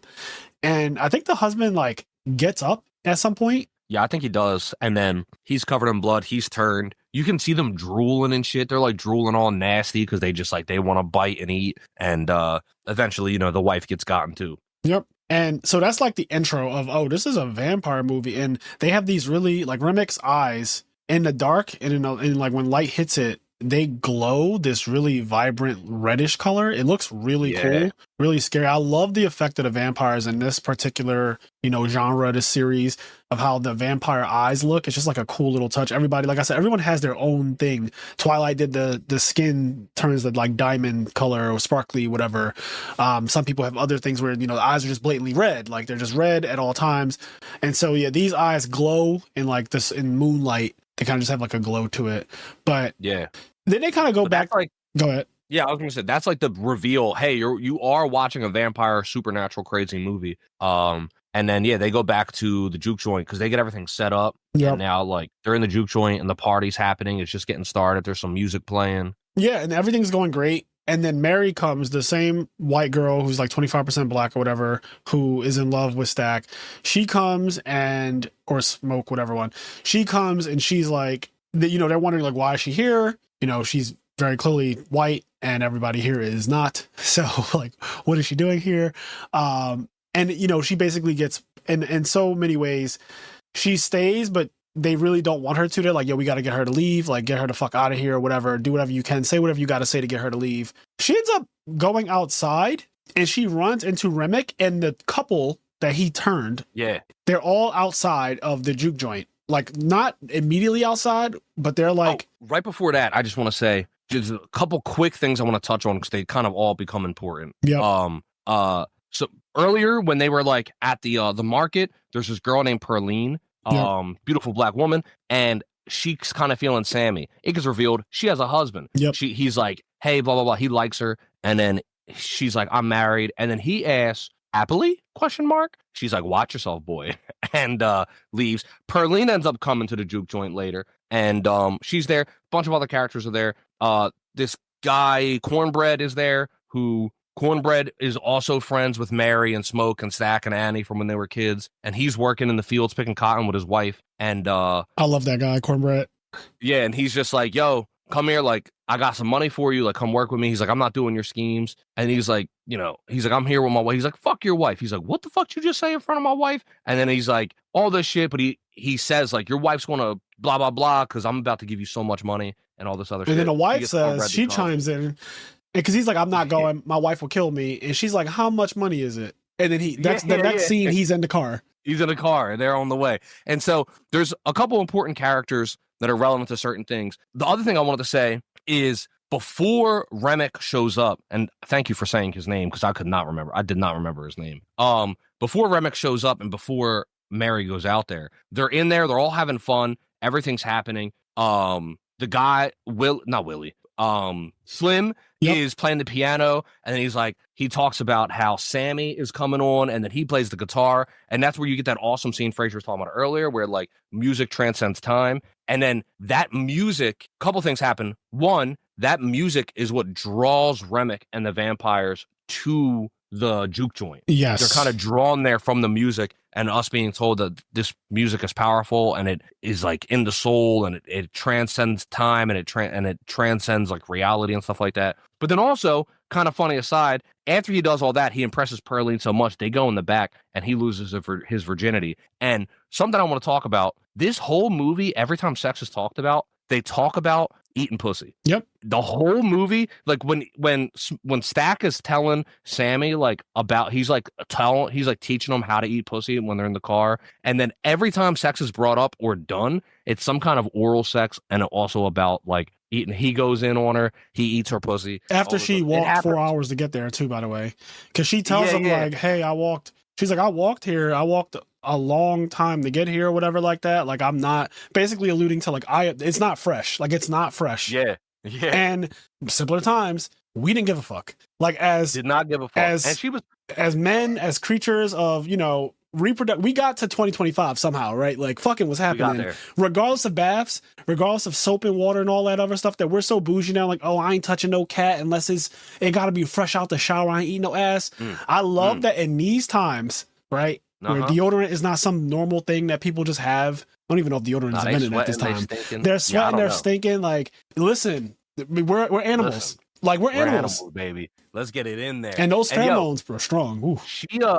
She allegedly was married. When she got done having sex, the next scene you see her, she comes out and she starts singing and dancing. Yeah. And she's stomping her feet. Yep. I was like, oh, she got fucked good. She's feeling real good right now. Preacher boy came out there just like all into it. Yeah, Preacher boy got that ass. Preacher boy got that. But yeah, the music is what brings the vampires to the spot. And then they show up, they knock on the door, and they're trying to get invited in. And they're like, no, you little white folk can go down there. There's plenty of nice little white joints you can go to. And they're not inviting them in because vampires have to be invited in. So they're not inviting them in. They're like, listen, we got money. We just want to spend some money, blah, blah, blah. They start doing the little Irish jig song they got. That part was so funny.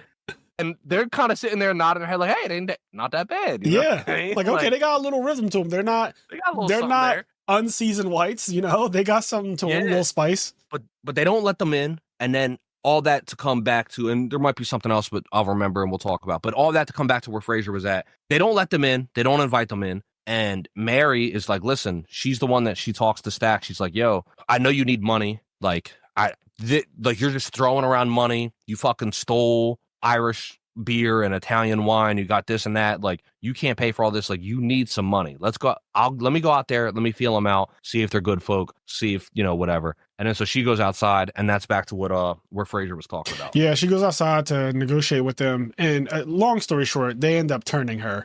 Remick literally jumps up into the air and he flies. Yeah. Like, he literally lifts up off the ground, right? Like, I remember, because I haven't seen this movie in a while. Because she goes out there, and then like Stack gives her a gun, and she's like, you taught me how to defend myself, blah, blah, blah. So she goes out there and she's talking to him, and the conversation's like kind of normal, but then it starts getting really fucking weird. Yes. She starts getting creeped the fuck out. And I think she sees like a flash of his mouth, and his eyes are glowing, and she just gets an uneasy feeling like, I'm just going to leave now, right? Yeah, she's like, all right, I'm done. Like, I'm good. And then she's trying to leave, and they're not letting her, and then she pulls her gun out, and blah, blah, blah. And I think she shoots one of them, and that just doesn't matter. Yep. And then she tries to run away, and he like jumps through the fucking sky. Yes. And like grabs her. And then the next time you see her, she's going up, and she's talking to Cornbread, who's watching the door. And Cornbread was told, like, don't let any of them, besides Mary, don't let any of them in. And then so she comes up, and she's like, hey, are you going to let me in? And like, she's not just walking in. She's like, right. Are you going to move out the way and let me in? And then he's like, yeah, sure, come in. And he's like, it's kind of awkward for a second, but like, she needs to be invited in. And then she comes in, and she ends up in the back room with Stack. And then they start having sex too. Like, they start making out. And then she ends up fucking biting him, of course. And I was like, oh no. Because, in this movie, there's no precedent for not being able to be turned into a vampire. There's no precedent for a cure or anything like that. So as soon as she starts biting, I'm like, oh, he's officially going to be a vampire now. Like, that part Like that can't be undone, right? Like this is not an anime. There's no Nezuko cure or anything like that. Like he's just a vampire now. Like she bit the shit out of him. He starts screaming, and then people rush into the room and they like shoot her or whatever. She obviously doesn't die. Like they blast her ass and it does not kill her. And it's like, oh shit. And the hoodoo woman, Perline, is that her name? No, the hoodoo woman's Annie. Annie like knows what the fuck is up. Yeah, she starts to put it together, and then because when Mary leaves after getting shot 15 times, she runs, gets shot the fuck up. She gets shot up and she runs out. Annie's looking around, figuring things out, and she goes, "Smoke, you got to put your brother outside." And he's like, "I ain't put my fucking brother nowhere." She's like, "Smoke, we got to put your brother outside." Like this, she starts putting it together, like blah blah blah. He needs to be invited in, and all this weird shit. And she's like, "We got to put him outside," and they end up not putting him outside. Yeah, so that is a big plot point too. Like she knows exactly what these things are. She's actually prepared for it, so she starts getting everybody ready to fight what is the impending doom of outside. Because also outside, in terms of freaky shit, all the vampires that are outside are like dancing and shit. Yeah, because people run outside, people leave after the gunshots and everything like that. They go outside into the woods, into the dark. The next time you see a scene, they're like all of those people are now vampires. Yes. There's like fucking 50 of them. Yeah, because they were up on like some hill, like again, not literally right outside of the bar or the barn or the juke joint, but close enough to where like you can see from where they're at that the juke joint is in the distance. And Remick is like, let's have a dance, and they all start dancing and having, it's like an epic scene too. Like the fucking Irish dancing that they're doing. I actually really like that part where they're all in like a circle. Really crazy scene. It's really cool, but it's also creepy because you realize all these people are undead. And then the cornbread scene is one of my favorites, I think. Cornbread is outside, and he obviously, is in danger because outside is fucking dangerous. There's vampires out there. And so he goes away to go take a piss. Yep. And he comes back and he's like, yo, like, let me in or whatever. And he's like, why are you asking me to let you in? He's like, oh, just like, like, come on, just like stop being here. Let me in. And he's like, your big ass can just walk in. Yeah, like you big as shit. Like you can just walk in. Yeah, like you never needed to ask. Like you're the fucking bouncer. Like why would you need permission to walk in? Like if you can come through the door. And he's like, come on, like just invite me in. Like come on. Yeah. And they immediately like Smoke immediately picks up on the whole nah B, something is wrong. Why you need to be invited in? He was like, your black ass been walking in and out all night. Right. Like, why you got to be invited in now? Right. And long story short, he ends up grabbing him like through, Yeah, because he goes, well, at least give me my money. And then so he reaches in his pocket and they're like, Smoke, be careful. And then so like he puts his hand out, and I would have just threw the money at him. I'm like, I would have just threw that shit. But he hands him the money, and then because his hand's now outside the door, Cornbread grabs his arm and pulls him outside. Yep. And they get into a little tuffle. And he shoots the shit out of Cornbread in the face. And Cornbread's face, bro, he looked like a clicker. Yeah, he did. Afterwards, like his jaw dislocated from the whatever he got shot with, a Desert Eagle, whatever. That shit dislocated the entire bottom of his jaw. And then I'm like, okay, I know that they're like immortal and probably healed and all that good stuff, but he just looks fucked up now, and he's still acting like he's Cornbread. With all this damage that has been done to him and everything, where we can clearly see now you are not human anymore. You are not a regular person, bro. Like you don't just get shot in the fucking face and try to act like it's normal. So that was a really good scene too. And then at one point, like one vampire is eating another guy, and then the Chinese husband comes back, and then he's like, "Hey, come on, babe," and he's like trying to get his girl to come out, and then she's like, "You don't see this?" He was like, "Yeah, they just hungry. I don't know." He was like, "Come on," and they're like, "No," like, and he's like, "All right, well, just invite me in." And they're like, "No." Right. Yeah. There was another scene with unfortunately Delta Slim where they're trying to figure out if somebody is a vampire, or they're like, we should all take the precaution of eating garlic, right? And so, because Annie knows, again, she's like, we need wood, silver, crucifix, holy water, garlic, and they're doing all of these things, all these precautions to get ready. And they're like, everybody eat garlic because it will tell you if somebody is secretly like a vampire or whatever, right? Yeah. And Perline was acting a fool. She was like, I don't like garlic. They were like, bitch, you're going to eat the garlic and shut the fuck up. Yeah, like today is not the day to be like, oh, I don't like liver and rice. Like, you're eating liver and rice. If that's what fucking reveals vampires, you're eating liver and rice. Everyone eats cloves of garlic. And I believe that's when it gets revealed that like Slim is actually... No. So this scene was so ridiculous. So first, Perlene eats it, and she starts acting all weird, and they're like, "Hey, what you doing?" And it's just like she just didn't like it. Yeah. And then Slim eats it, and he starts going like, Oh, that's right. He has a whole thing. He's acting a fool, and Smoke's like, Slim, talk to me, Slim. The fuck is going on? Yeah. Like, talk to me. And they're having this whole back and forth, and he's like, it's that fucking Irish beer you've been giving me. And yeah. all that. Right. He's like, it's upset my stomach and everything like that. So he's not a vampire yet. He actually has an awesome scene where that happens later. After all of the vampires end up inside the juke joint, which I'll let you talk about because you alluded to it earlier with the Chinese lady. And you said like people don't give her grace or whatever because of something that she did. So we'll go back to that. But after all the vampires are inside the spot, there's a part where they're fighting them all off. All this crazy shit's happening. And I want to talk more about that whole fight in general because there's some key moments that happen there. But the part with Slim is that there's a part where he's buying time for Smoke and I think Sammy to get away. And he goes and like gets a broken bottle and he cuts open his arm to like have the blood come out, to like the smell of blood or whatever. Yeah. And he stands up and he tries to get all of the vampires to attack him and sacrifices his life to get all of the vampires to like pay attention to him and jump on him to give Smoke and Sammy a chance to run away. Yeah. So while they're all preparing and it gets to a point where they won't come out the juke joint and the vampires can't come in. So they're at a stalemate. And obviously eventually the sun would come out. So Remick gets the bright idea of telling them that, like, yo, don't you have a daughter? And I know where she's at. She's back at the town where, you know, you guys all come from.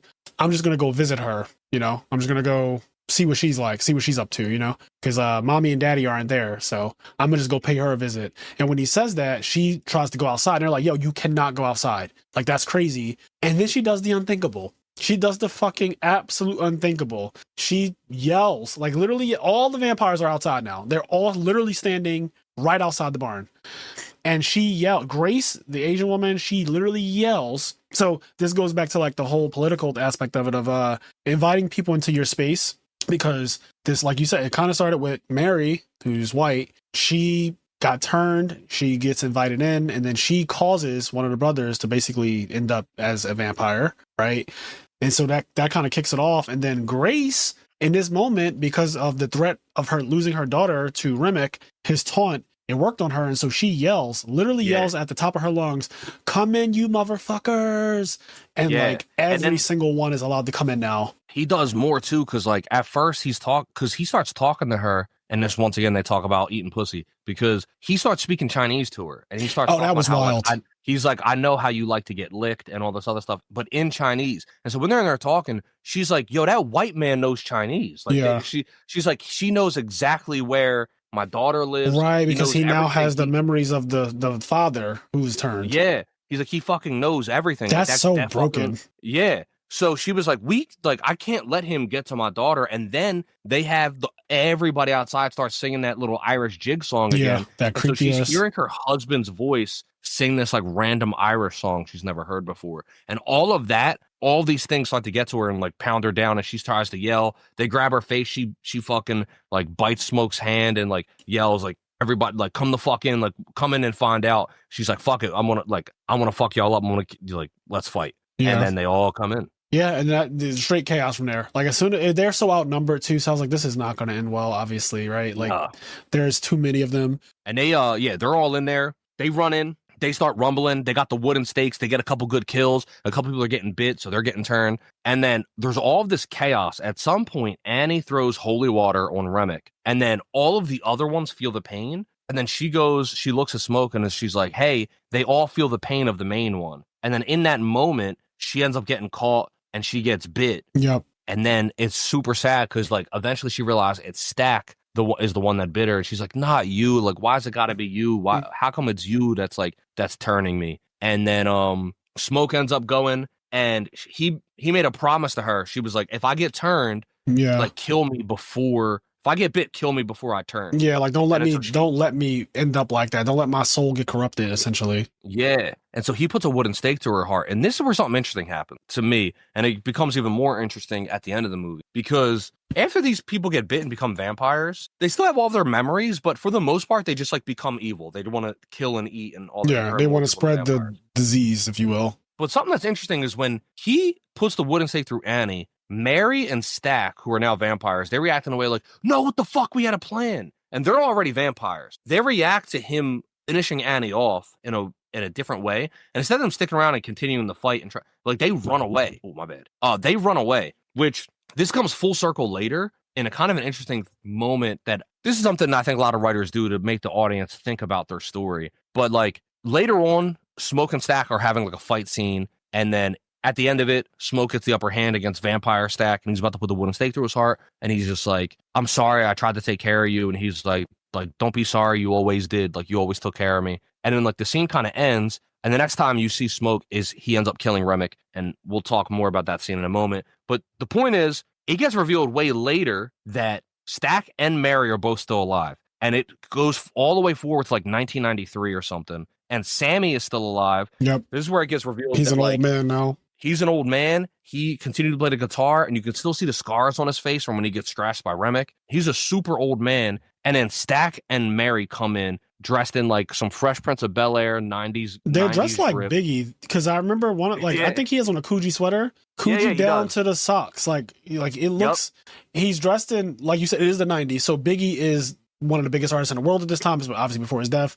But yeah, they're dressed like 90s hip hop artists. It's really cool because this movie is a period piece, and so seeing it fast forward to this period where now, like the 90s, Sammy's super old. He has his own little juke joint, basically, right? Like a modern day one, though. And it's called Perlene's. The name of it is Perlene's. Amazing. The girl that is dead because she gets bit during like all of the chaos. But yeah, they go in there. He's got a 4-finger ring on. If y'all don't, some of y'all might not know what a 4-finger ring is, but you can look it up. But he's got a 4-finger ring that says Stack on his hand. Amazing. And but he goes in there, and then dude, there's an awesome scene because Sammy just plays a show, and then he's sitting in his bar, and then the bouncer's like, "Yo, there's like 2 more. They want to be invited in. They want to like hear your music or whatever." And he's like, "Yeah, sure, like let them in." And then like he hears the bouncer invite them in, and then that moment sends like a chill down Sammy's spine. Because he's like, "Oh fuck, I just invited somebody in." And then like they come in, and it's Mary comes in and Stack come in real slow, drip the fuck out, and then he's like looking at them, and it's like, holy shit. He sits down there. They haven't aged, by the way, which is like it's really cool because Sammy is old now, but they are literally the exact same way, and they've had to move throughout history after a while because obviously it would become obvious something is wrong. Like, you guys are not aging. It's been 30 years, and you look exactly the same as the first day I ever saw you, right? Yep. And then so they're talking, and then it gets revealed. He's like, we actually listen to all your music. I have all of your albums, like all your records, like blah, blah, blah. Like, I want to hear you play in person again, though. And then they ask what happened, and he's like, I guess I'm the one person he couldn't kill, talking about his brother. And then he's like, he made me promise to never touch you, to never go after you. Yeah. He's like, but I'm here now. You're old. I can like make you live forever. But what's interesting here to me is that clearly some level of the self is still there because like he honored the promise with his brother. Yep. He never went after Sammy. He came back, and then in that moment, he didn't just eat Sammy and like, you know what I mean? Yeah, there's some level of himself that is still there, and the way they reacted to Annie's death with her getting a stake through her. So I just find that there's an interesting thing there where like when you turn into a vampire, you kind of become evil and like you want to spread the vampire disease. But then there's also this thing where they ended up actually retaining some level of their own self. Yeah, their individuality. Super interesting. Yeah, and then Remick does die at the end, right? Yeah, Remick gets killed because the sun just comes up basically. Back at the barn, they're all fighting and stuff like that, and then he looks like fucking Baraka. His whole face is out with the teeth. His nails are out. He slashes fucking Sammy, and then they're in the water, and Sammy starts praying, and then Remick starts praying with him, like, I always found that prayer real comforting and whatever. And then he's like, as he's doing it, he's like dumping his head in the water, and it's like symbolizing kind of like a baptism. Yep. And he's talking about how like, I'm going to turn you, and like, we're going to have your music, and it's going to be beautiful. We're going to be free, and we're going to live forever. And all this shit's happening. He's about to kill Sammy. And then that's when he gets stabbed in the back with a wooden stake from Smoke, and the Smoke fucks everybody up. And then the sun comes up, and then they all burn to death. Yep. Smoke kills them. Yeah, and so because the one twin ran away with Mary, they ended up surviving the sun coming up and all of that, and they get to live on. And it's really cool. And he's like, I want to hear the reel again. Like that's what he calls the music. Yeah. He's like, I missed the reel. And yeah, it's a really, really cool movie. It also sets up for the possibility of more because of just the way it ended, where like they're still alive in the 90s. So they could either blatantly do the 90s, or they could do any period between where Sinners took place. Yeah. and the 90s. They could literally choose any period in time and just be like, we can make a story right here on this day, because this whole movie is one day, technically. And then there's an awesome scene where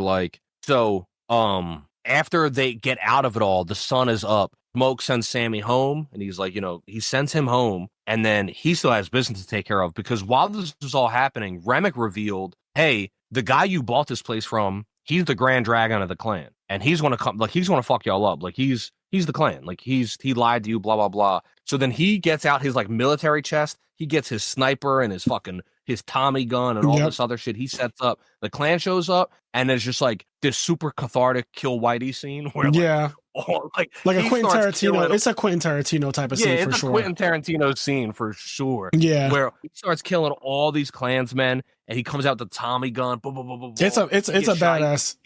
He throws a grenade in the truck, blows them the fuck up. And it gets to the end where it's just him and the Grand Dragon, and he's like trying to roll a cigarette, and he can't because his hands are shaking. And then he gets a cigarette from the Klansman. And there's a part where like he's kind of fading away, and he sees Annie, who's dead, holding their son, and then like he's ready to kind of like pass on. And then like before he passes on, he turns back around and Tommy guns the fucking Grand Dragon of the clan, shoots him the fuck up. And then he kind of fully passes away, and he holds his son in death or whatever. Awesome fucking scene. If you don't like seeing Klansmen get gunned down, then I like it, because it'd be like, how do you not like seeing Nazis get gunned down, right? Like when I watch Inglourious Bastards and the Nazis get what they deserve, it's the same thing. Like when I see the Klansmen get what they fucking deserve, I'm not like, oh man, like we shouldn't do that. Like, no, fuck them. Like they've killed. First of all, they showed up to kill him. Yeah, that's why they're there. They literally showed up to lynch him. So to be clear, this is just self-defense. Like actually.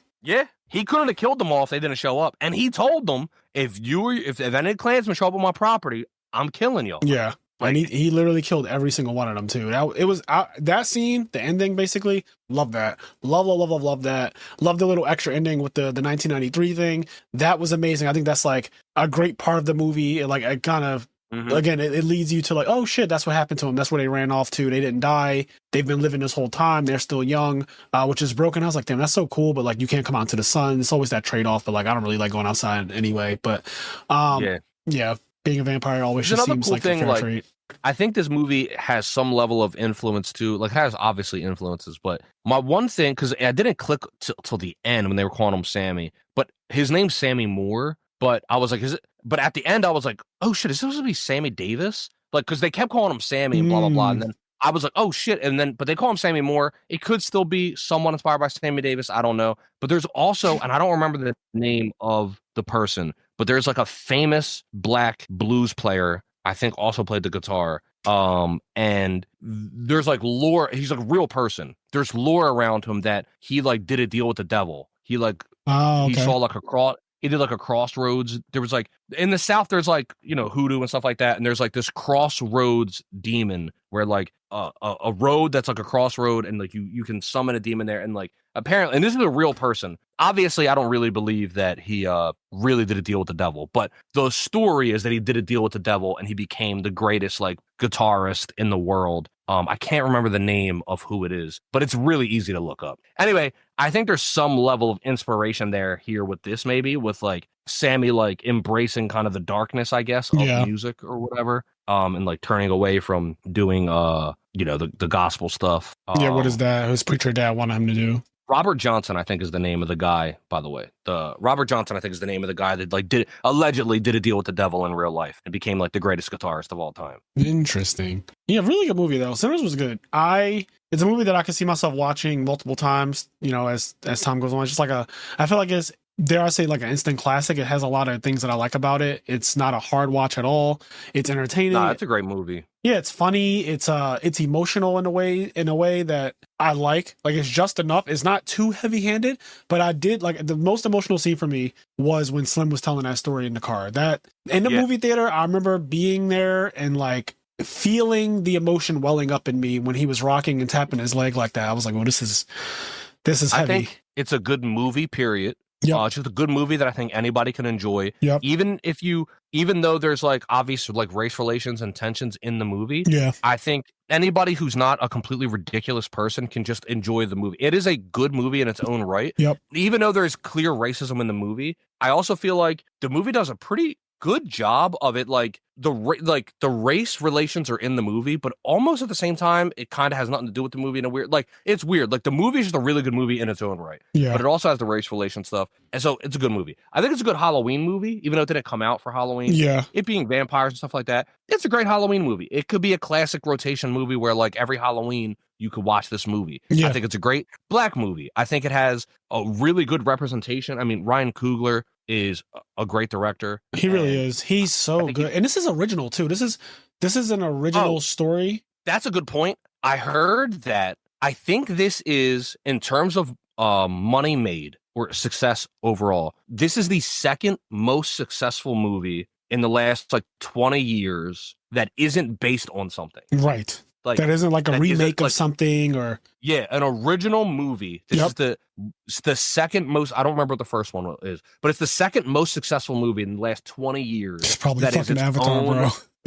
That is its own fucking movie. Yeah. Like, which is crazy. Like, it's not based on superheroes. It's not based on a pre-existing this or that. It's not nostalgia. It's not like we're resurrecting Michael Myers. Movie. Yeah. Yeah. It's not Halloween Begins and Ends and all that shit. It's not Jason again or Freddy again or Candyman again. Everything's a remake. Everything's redone. It's a really good movie. It does a lot. It respects the culture that it's representing a lot. I was reading that, once again, obviously, I think it's all fake and bullshit. But for the people that do practice hoodoo and believe in hoodoo, I read that it is a respectful representation of that as well. Oh, that's cool. That mostly gets looks ridiculous in a lot of movies or a lot of things where it's represented in. Yeah. I heard that it's represented well in this movie. The movie's very respectful. It's written really well. It's just a great movie all around.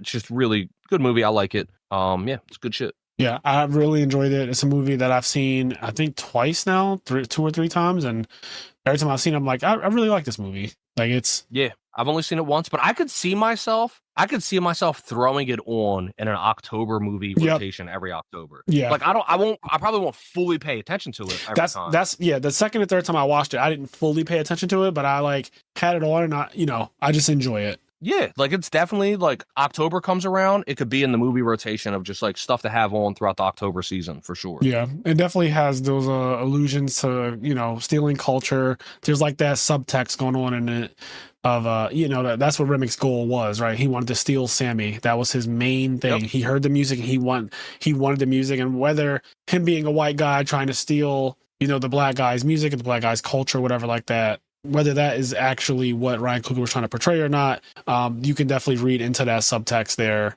And there's a lot of subtext and things you can read into that, whether or not it's the truth. Like, that's the fun of some of these things, is when there's the openness of being able to, like, there's enough depth there to read into it. Like, doesn't mean this, doesn't mean that. It's fucking nice. I mean, we know that type of thing does happen too, because who's the one artist? A what bop a doo dop, a what Tutti Frutti, Pretty Richard, Little Richard. Yeah. That song, which was like a really big hit, they said it wasn't palatable to white people when it was made. And so they had a white artist literally steal that exact sound, but change it to sound more white. Like, there's no other way to put it. There's a whole YouTube video you can watch on this exact Little Richard sound being stolen by a white artist of the time, so that it could be marketed to white people. Like, literally, the white artist starts off his song, a wop bop a doo dop, a wop bop, and then but instead of going into the Tutti Frutti, like the black thing, which all of it is, but like, instead of doing that, he starts saying some other shit. And it's like, to make it more, marketable for white people. And so it is a real, and also, like, it's known that Elvis was a thief. Elvis stole a lot of shit from, like, James Brown and just a whole bunch of people. And this is, like, all documented. This is all things that you can watch. There's a part in the movie where he says white people love the blues, they just don't like the people that make it. Which is like, it's a bar. That's a bar. But that is actually a bar. And it's also a gangster movie, like, in a weird, like, he talks about, like, we're gangsters. Like, he's talking to Sammy at one point, and he's like, listen, like, you go, like set your life right. Like, you can sing in your father's church, like, you can do this or that, but if you do want to run away and do music, he tells him about, like, this neighborhood. I forget the name of it, but he's like, there's this black neighborhood that you can go to where it's, like, good black folk. Like, it's not people like me. Like, I'm a gangster. Right. Like, don't don't be like me. Don't do the shit. Don't hang around with me. Like, go over here. Like, these are good black folk. They're doing the right thing, etc. They're not a gangster like me. Blah blah blah. But like, it's a good movie in a lot of different aspects. Yeah, and it is a lot going on in those 2 hours, and not in a way that makes it feel like there's too much going on. If you know what I mean. Like, there are a lot of different things to touch on without it being too much in that limited amount of time that they have. And I think that, Ryan Coogler told a really good story. It's highly rated too. I was looking on Google, and I think this movie has a 97% on Rotten Tomatoes, which is really fucking high. Yeah, it did really well. The movie did well. Like I said, now, granted, I haven't heard these myself, so I don't know if this is true. This could just be hearsay. But somebody told me that there was like a lot of backlash from white people about this movie. I don't know if that's true. I could believe it. I could believe it. But I also don't know if I believe it. So I could believe it, obviously, right? Yeah. But then at the same time, I would expect it to be review bombed if that were the case, and it's just not. And that's the thing. I think it's reviewed very well. Right. And usually when white people don't like something, and if, for whatever woke reason, like for all the Disney movies, right? They're all woke, go broke, and all that bullshit. They just review bomb them. So I would expect that, like, oh, this movie's woke. We're review, because this movie's the definition of like woke, the way people have been using it in the last 2 years to be like an insult or like a bad thing, right? Like, they fucking bastardized the use of the word woke, and they're using it for their own ridiculous political reason. And I feel like this movie falls dead into that category of what they have now made it into. So I'm surprised that it has not been review bombed to all hell, despite the fact that it is an amazing movie. And maybe they tried to review bomb it, and the vast majority of people were like, we're not letting that happen. So we're going to positively review it as a countermeasure. And because, like, technically, if you just overwhelm the bad reviews with good reviews, then they just don't matter, right? If there's 1,000 bad reviews, but there's 1,000,000 good ones, those 1,000 are a drop in the bucket. That's the other thing too. This is just legitimately a good movie. Whereas, like, for example, the Mulan live action movie, if you've never seen it, is a horrible movie. That movie's really bad. And some people accuse that movie of being, I think people accuse that movie of being woke. Yeah. And that movie is reviewed really bad, but it's also a really bad movie. Right. So, like, there's not going to be people like me championing. Like, no, actually, it's really good. You guys are just racist. It's like, no, the movie's just bad. Yeah, despite the whole go woke narrative that they're trying to pin on it, that doesn't even matter because it's just a bad movie. Yeah, like Superman was bad. Oh my God. Superman was so bad. We don't have to revisit that. But all right, guys, we're going to wrap this one up. I'm going to give a shout out to the people on our Patreon at the party member tier or higher. So I already see that this is going to be some nonsense today. So here we go. There's 3 pages. So first up, we got Stan go. Stango, Xavier Swift, This Ain't God, This is Stanley Earl, Hanging with Epstein, Stango, Henri Reynolds, Red Vines, Stango, Vince, Dallas Bailey, KJ, How Much Media You Got, Sarah Maria, Alex Ahern, Vincent Stango, Addison Club, Big Bora, Grok, Sugal, Vicky Venomai, Elijah Barfall, Tyler Tadeo, Volvi the Mega Monarch, United We Stand as Stango D. Nicholas, Janitor 215, James A., Joshua Carroll, Eric Chai, Wayne Bangui, Black Stango, Kenny's older cousin, Big Dick Nick Stango, Stango Not Kenny, Stango's Glazed Smooth Butt, Real Nika, Jonathan Rodriguez, Mami Zukurai, Stango Says Frog's Best Deck, Kenny I Got 50K for You Dog, Hershey Bar, Probably Not Stango, Tyler Frasher, Stango, Daniel Anderson, Daroa, Aston Master Sleeping is Goated, Jordan Eastman, Klanger, Sushant Bardwa, Fontaine Andrea, HT19, Gregory Comring, Charles Durin. Oh, he's back. Limp Bizkit Jigsaw, NT99, Mike and John, Rich Silverberg, Santi, Stango, Anthony Japov, Michael Zhang, Stango, Tyler Gerbs, Brandon Crank, Chris Louis, Joshua Johnson, DB Last. And then I'll let you take this next page, Kenny. And then we have, before that, I just want to say this is all because Stango's birthday happened and I got tagged in it because, like, the joke of me and him being the same person. And then so I changed my name to Stango and I was just like, oh, I understand now. And then that turned into, like, a bunch of people changing their name to Stango. And then shout out to Stango. Happy birthday to my boy Stango. Happy birthday, Stango. Shout out to the community for, like, just taking a joke and driving it into the dirt. It's fucking awesome. But we have Luis Suarez, Julian Weidman, The Hopeless Stango, Ian Baylor, Choo Choo Train, Raj, Chris Kemp, Vengeful Servant, Awareness, Please, Hunter Farhat, Trace Crominga, Dark Void TG, Pearson Boyer, Orly Oak, Sam Pusteno, Daniel Brando, Juan Sebastian Brazenda, Jackson Conrad, Shrabster, Chris Flores, Oliver Beer, Smiley Face, Justin Herman, Chess Prime, Connor Ketchum, Stango, Mass 22, Cara Waite, Idris Hosni,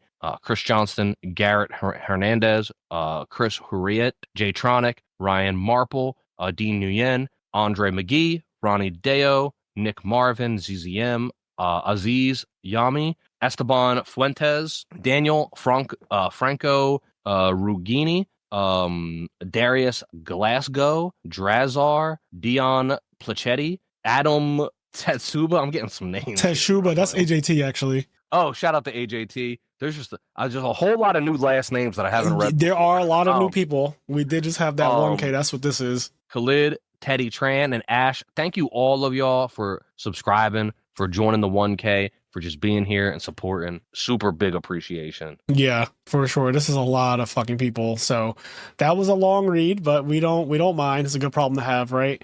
So we appreciate every single one of you guys. And yeah, as I always say, do the things that make you happy, including enjoying Sinners. Michael B. Jordan's probably his best movie. I really like Fruitvale Station, but I think this is objectively just like an overall better movie, and it really shows off his growth as an actor. Because, like I said before this, I wasn't really a fan of him like that, and I think that this kind of made me look at him second, like, okay, I'm starting to see. I think he's growing into it, which I knew would happen, but I just didn't like the Denzel comparisons early on. So he was a good actor in this movie. He played two characters, and although those two characters have similarities, they're brothers. They are distinctly different characters in personality and the way they act. So he acted as two different characters. He acted with himself. Like he died in his own arms, and he acted all the way through. He died in his own arms. You are so ridiculous. He died in his own arms. So like he did his job. He did his fucking job. Yeah. I wonder, do you get paid more? Like, do you get paid double for paying two characters? I feel like you absolutely should, because apparently it was hard to do the work for this. So I was watching something that said that the number of reshots and like the way they had to. So for example, the one of them would smoke. Well, every time they had to do a reshoot, the production team had to come in and make a cigarette that was the exact same length that it was. Yeah. Like they said that it took like a lot of effort to get this movie to be the masterpiece that it turned out to be, because of like, you're playing a twin, so you're in a scene with no one else but yourself technically. Mm-hmm. Right, so you're talking, but like you don't have somebody to actually work off of, right? Like you are working off yourself. Yeah, you are both people. So that has to be difficult, and it might not be 2 times the pay. Maybe it's 1.8 times. Maybe it's 1.7 times. Maybe there's some kind of industry standard that we don't know about because we're not actors. Yeah. But I do know, I can say with confidence, you do get paid more for playing 2 characters, even if you're both of them. Yep, sounds good. All right, well, we'll catch you guys later. Peace. So long, Gay Bowser. So long.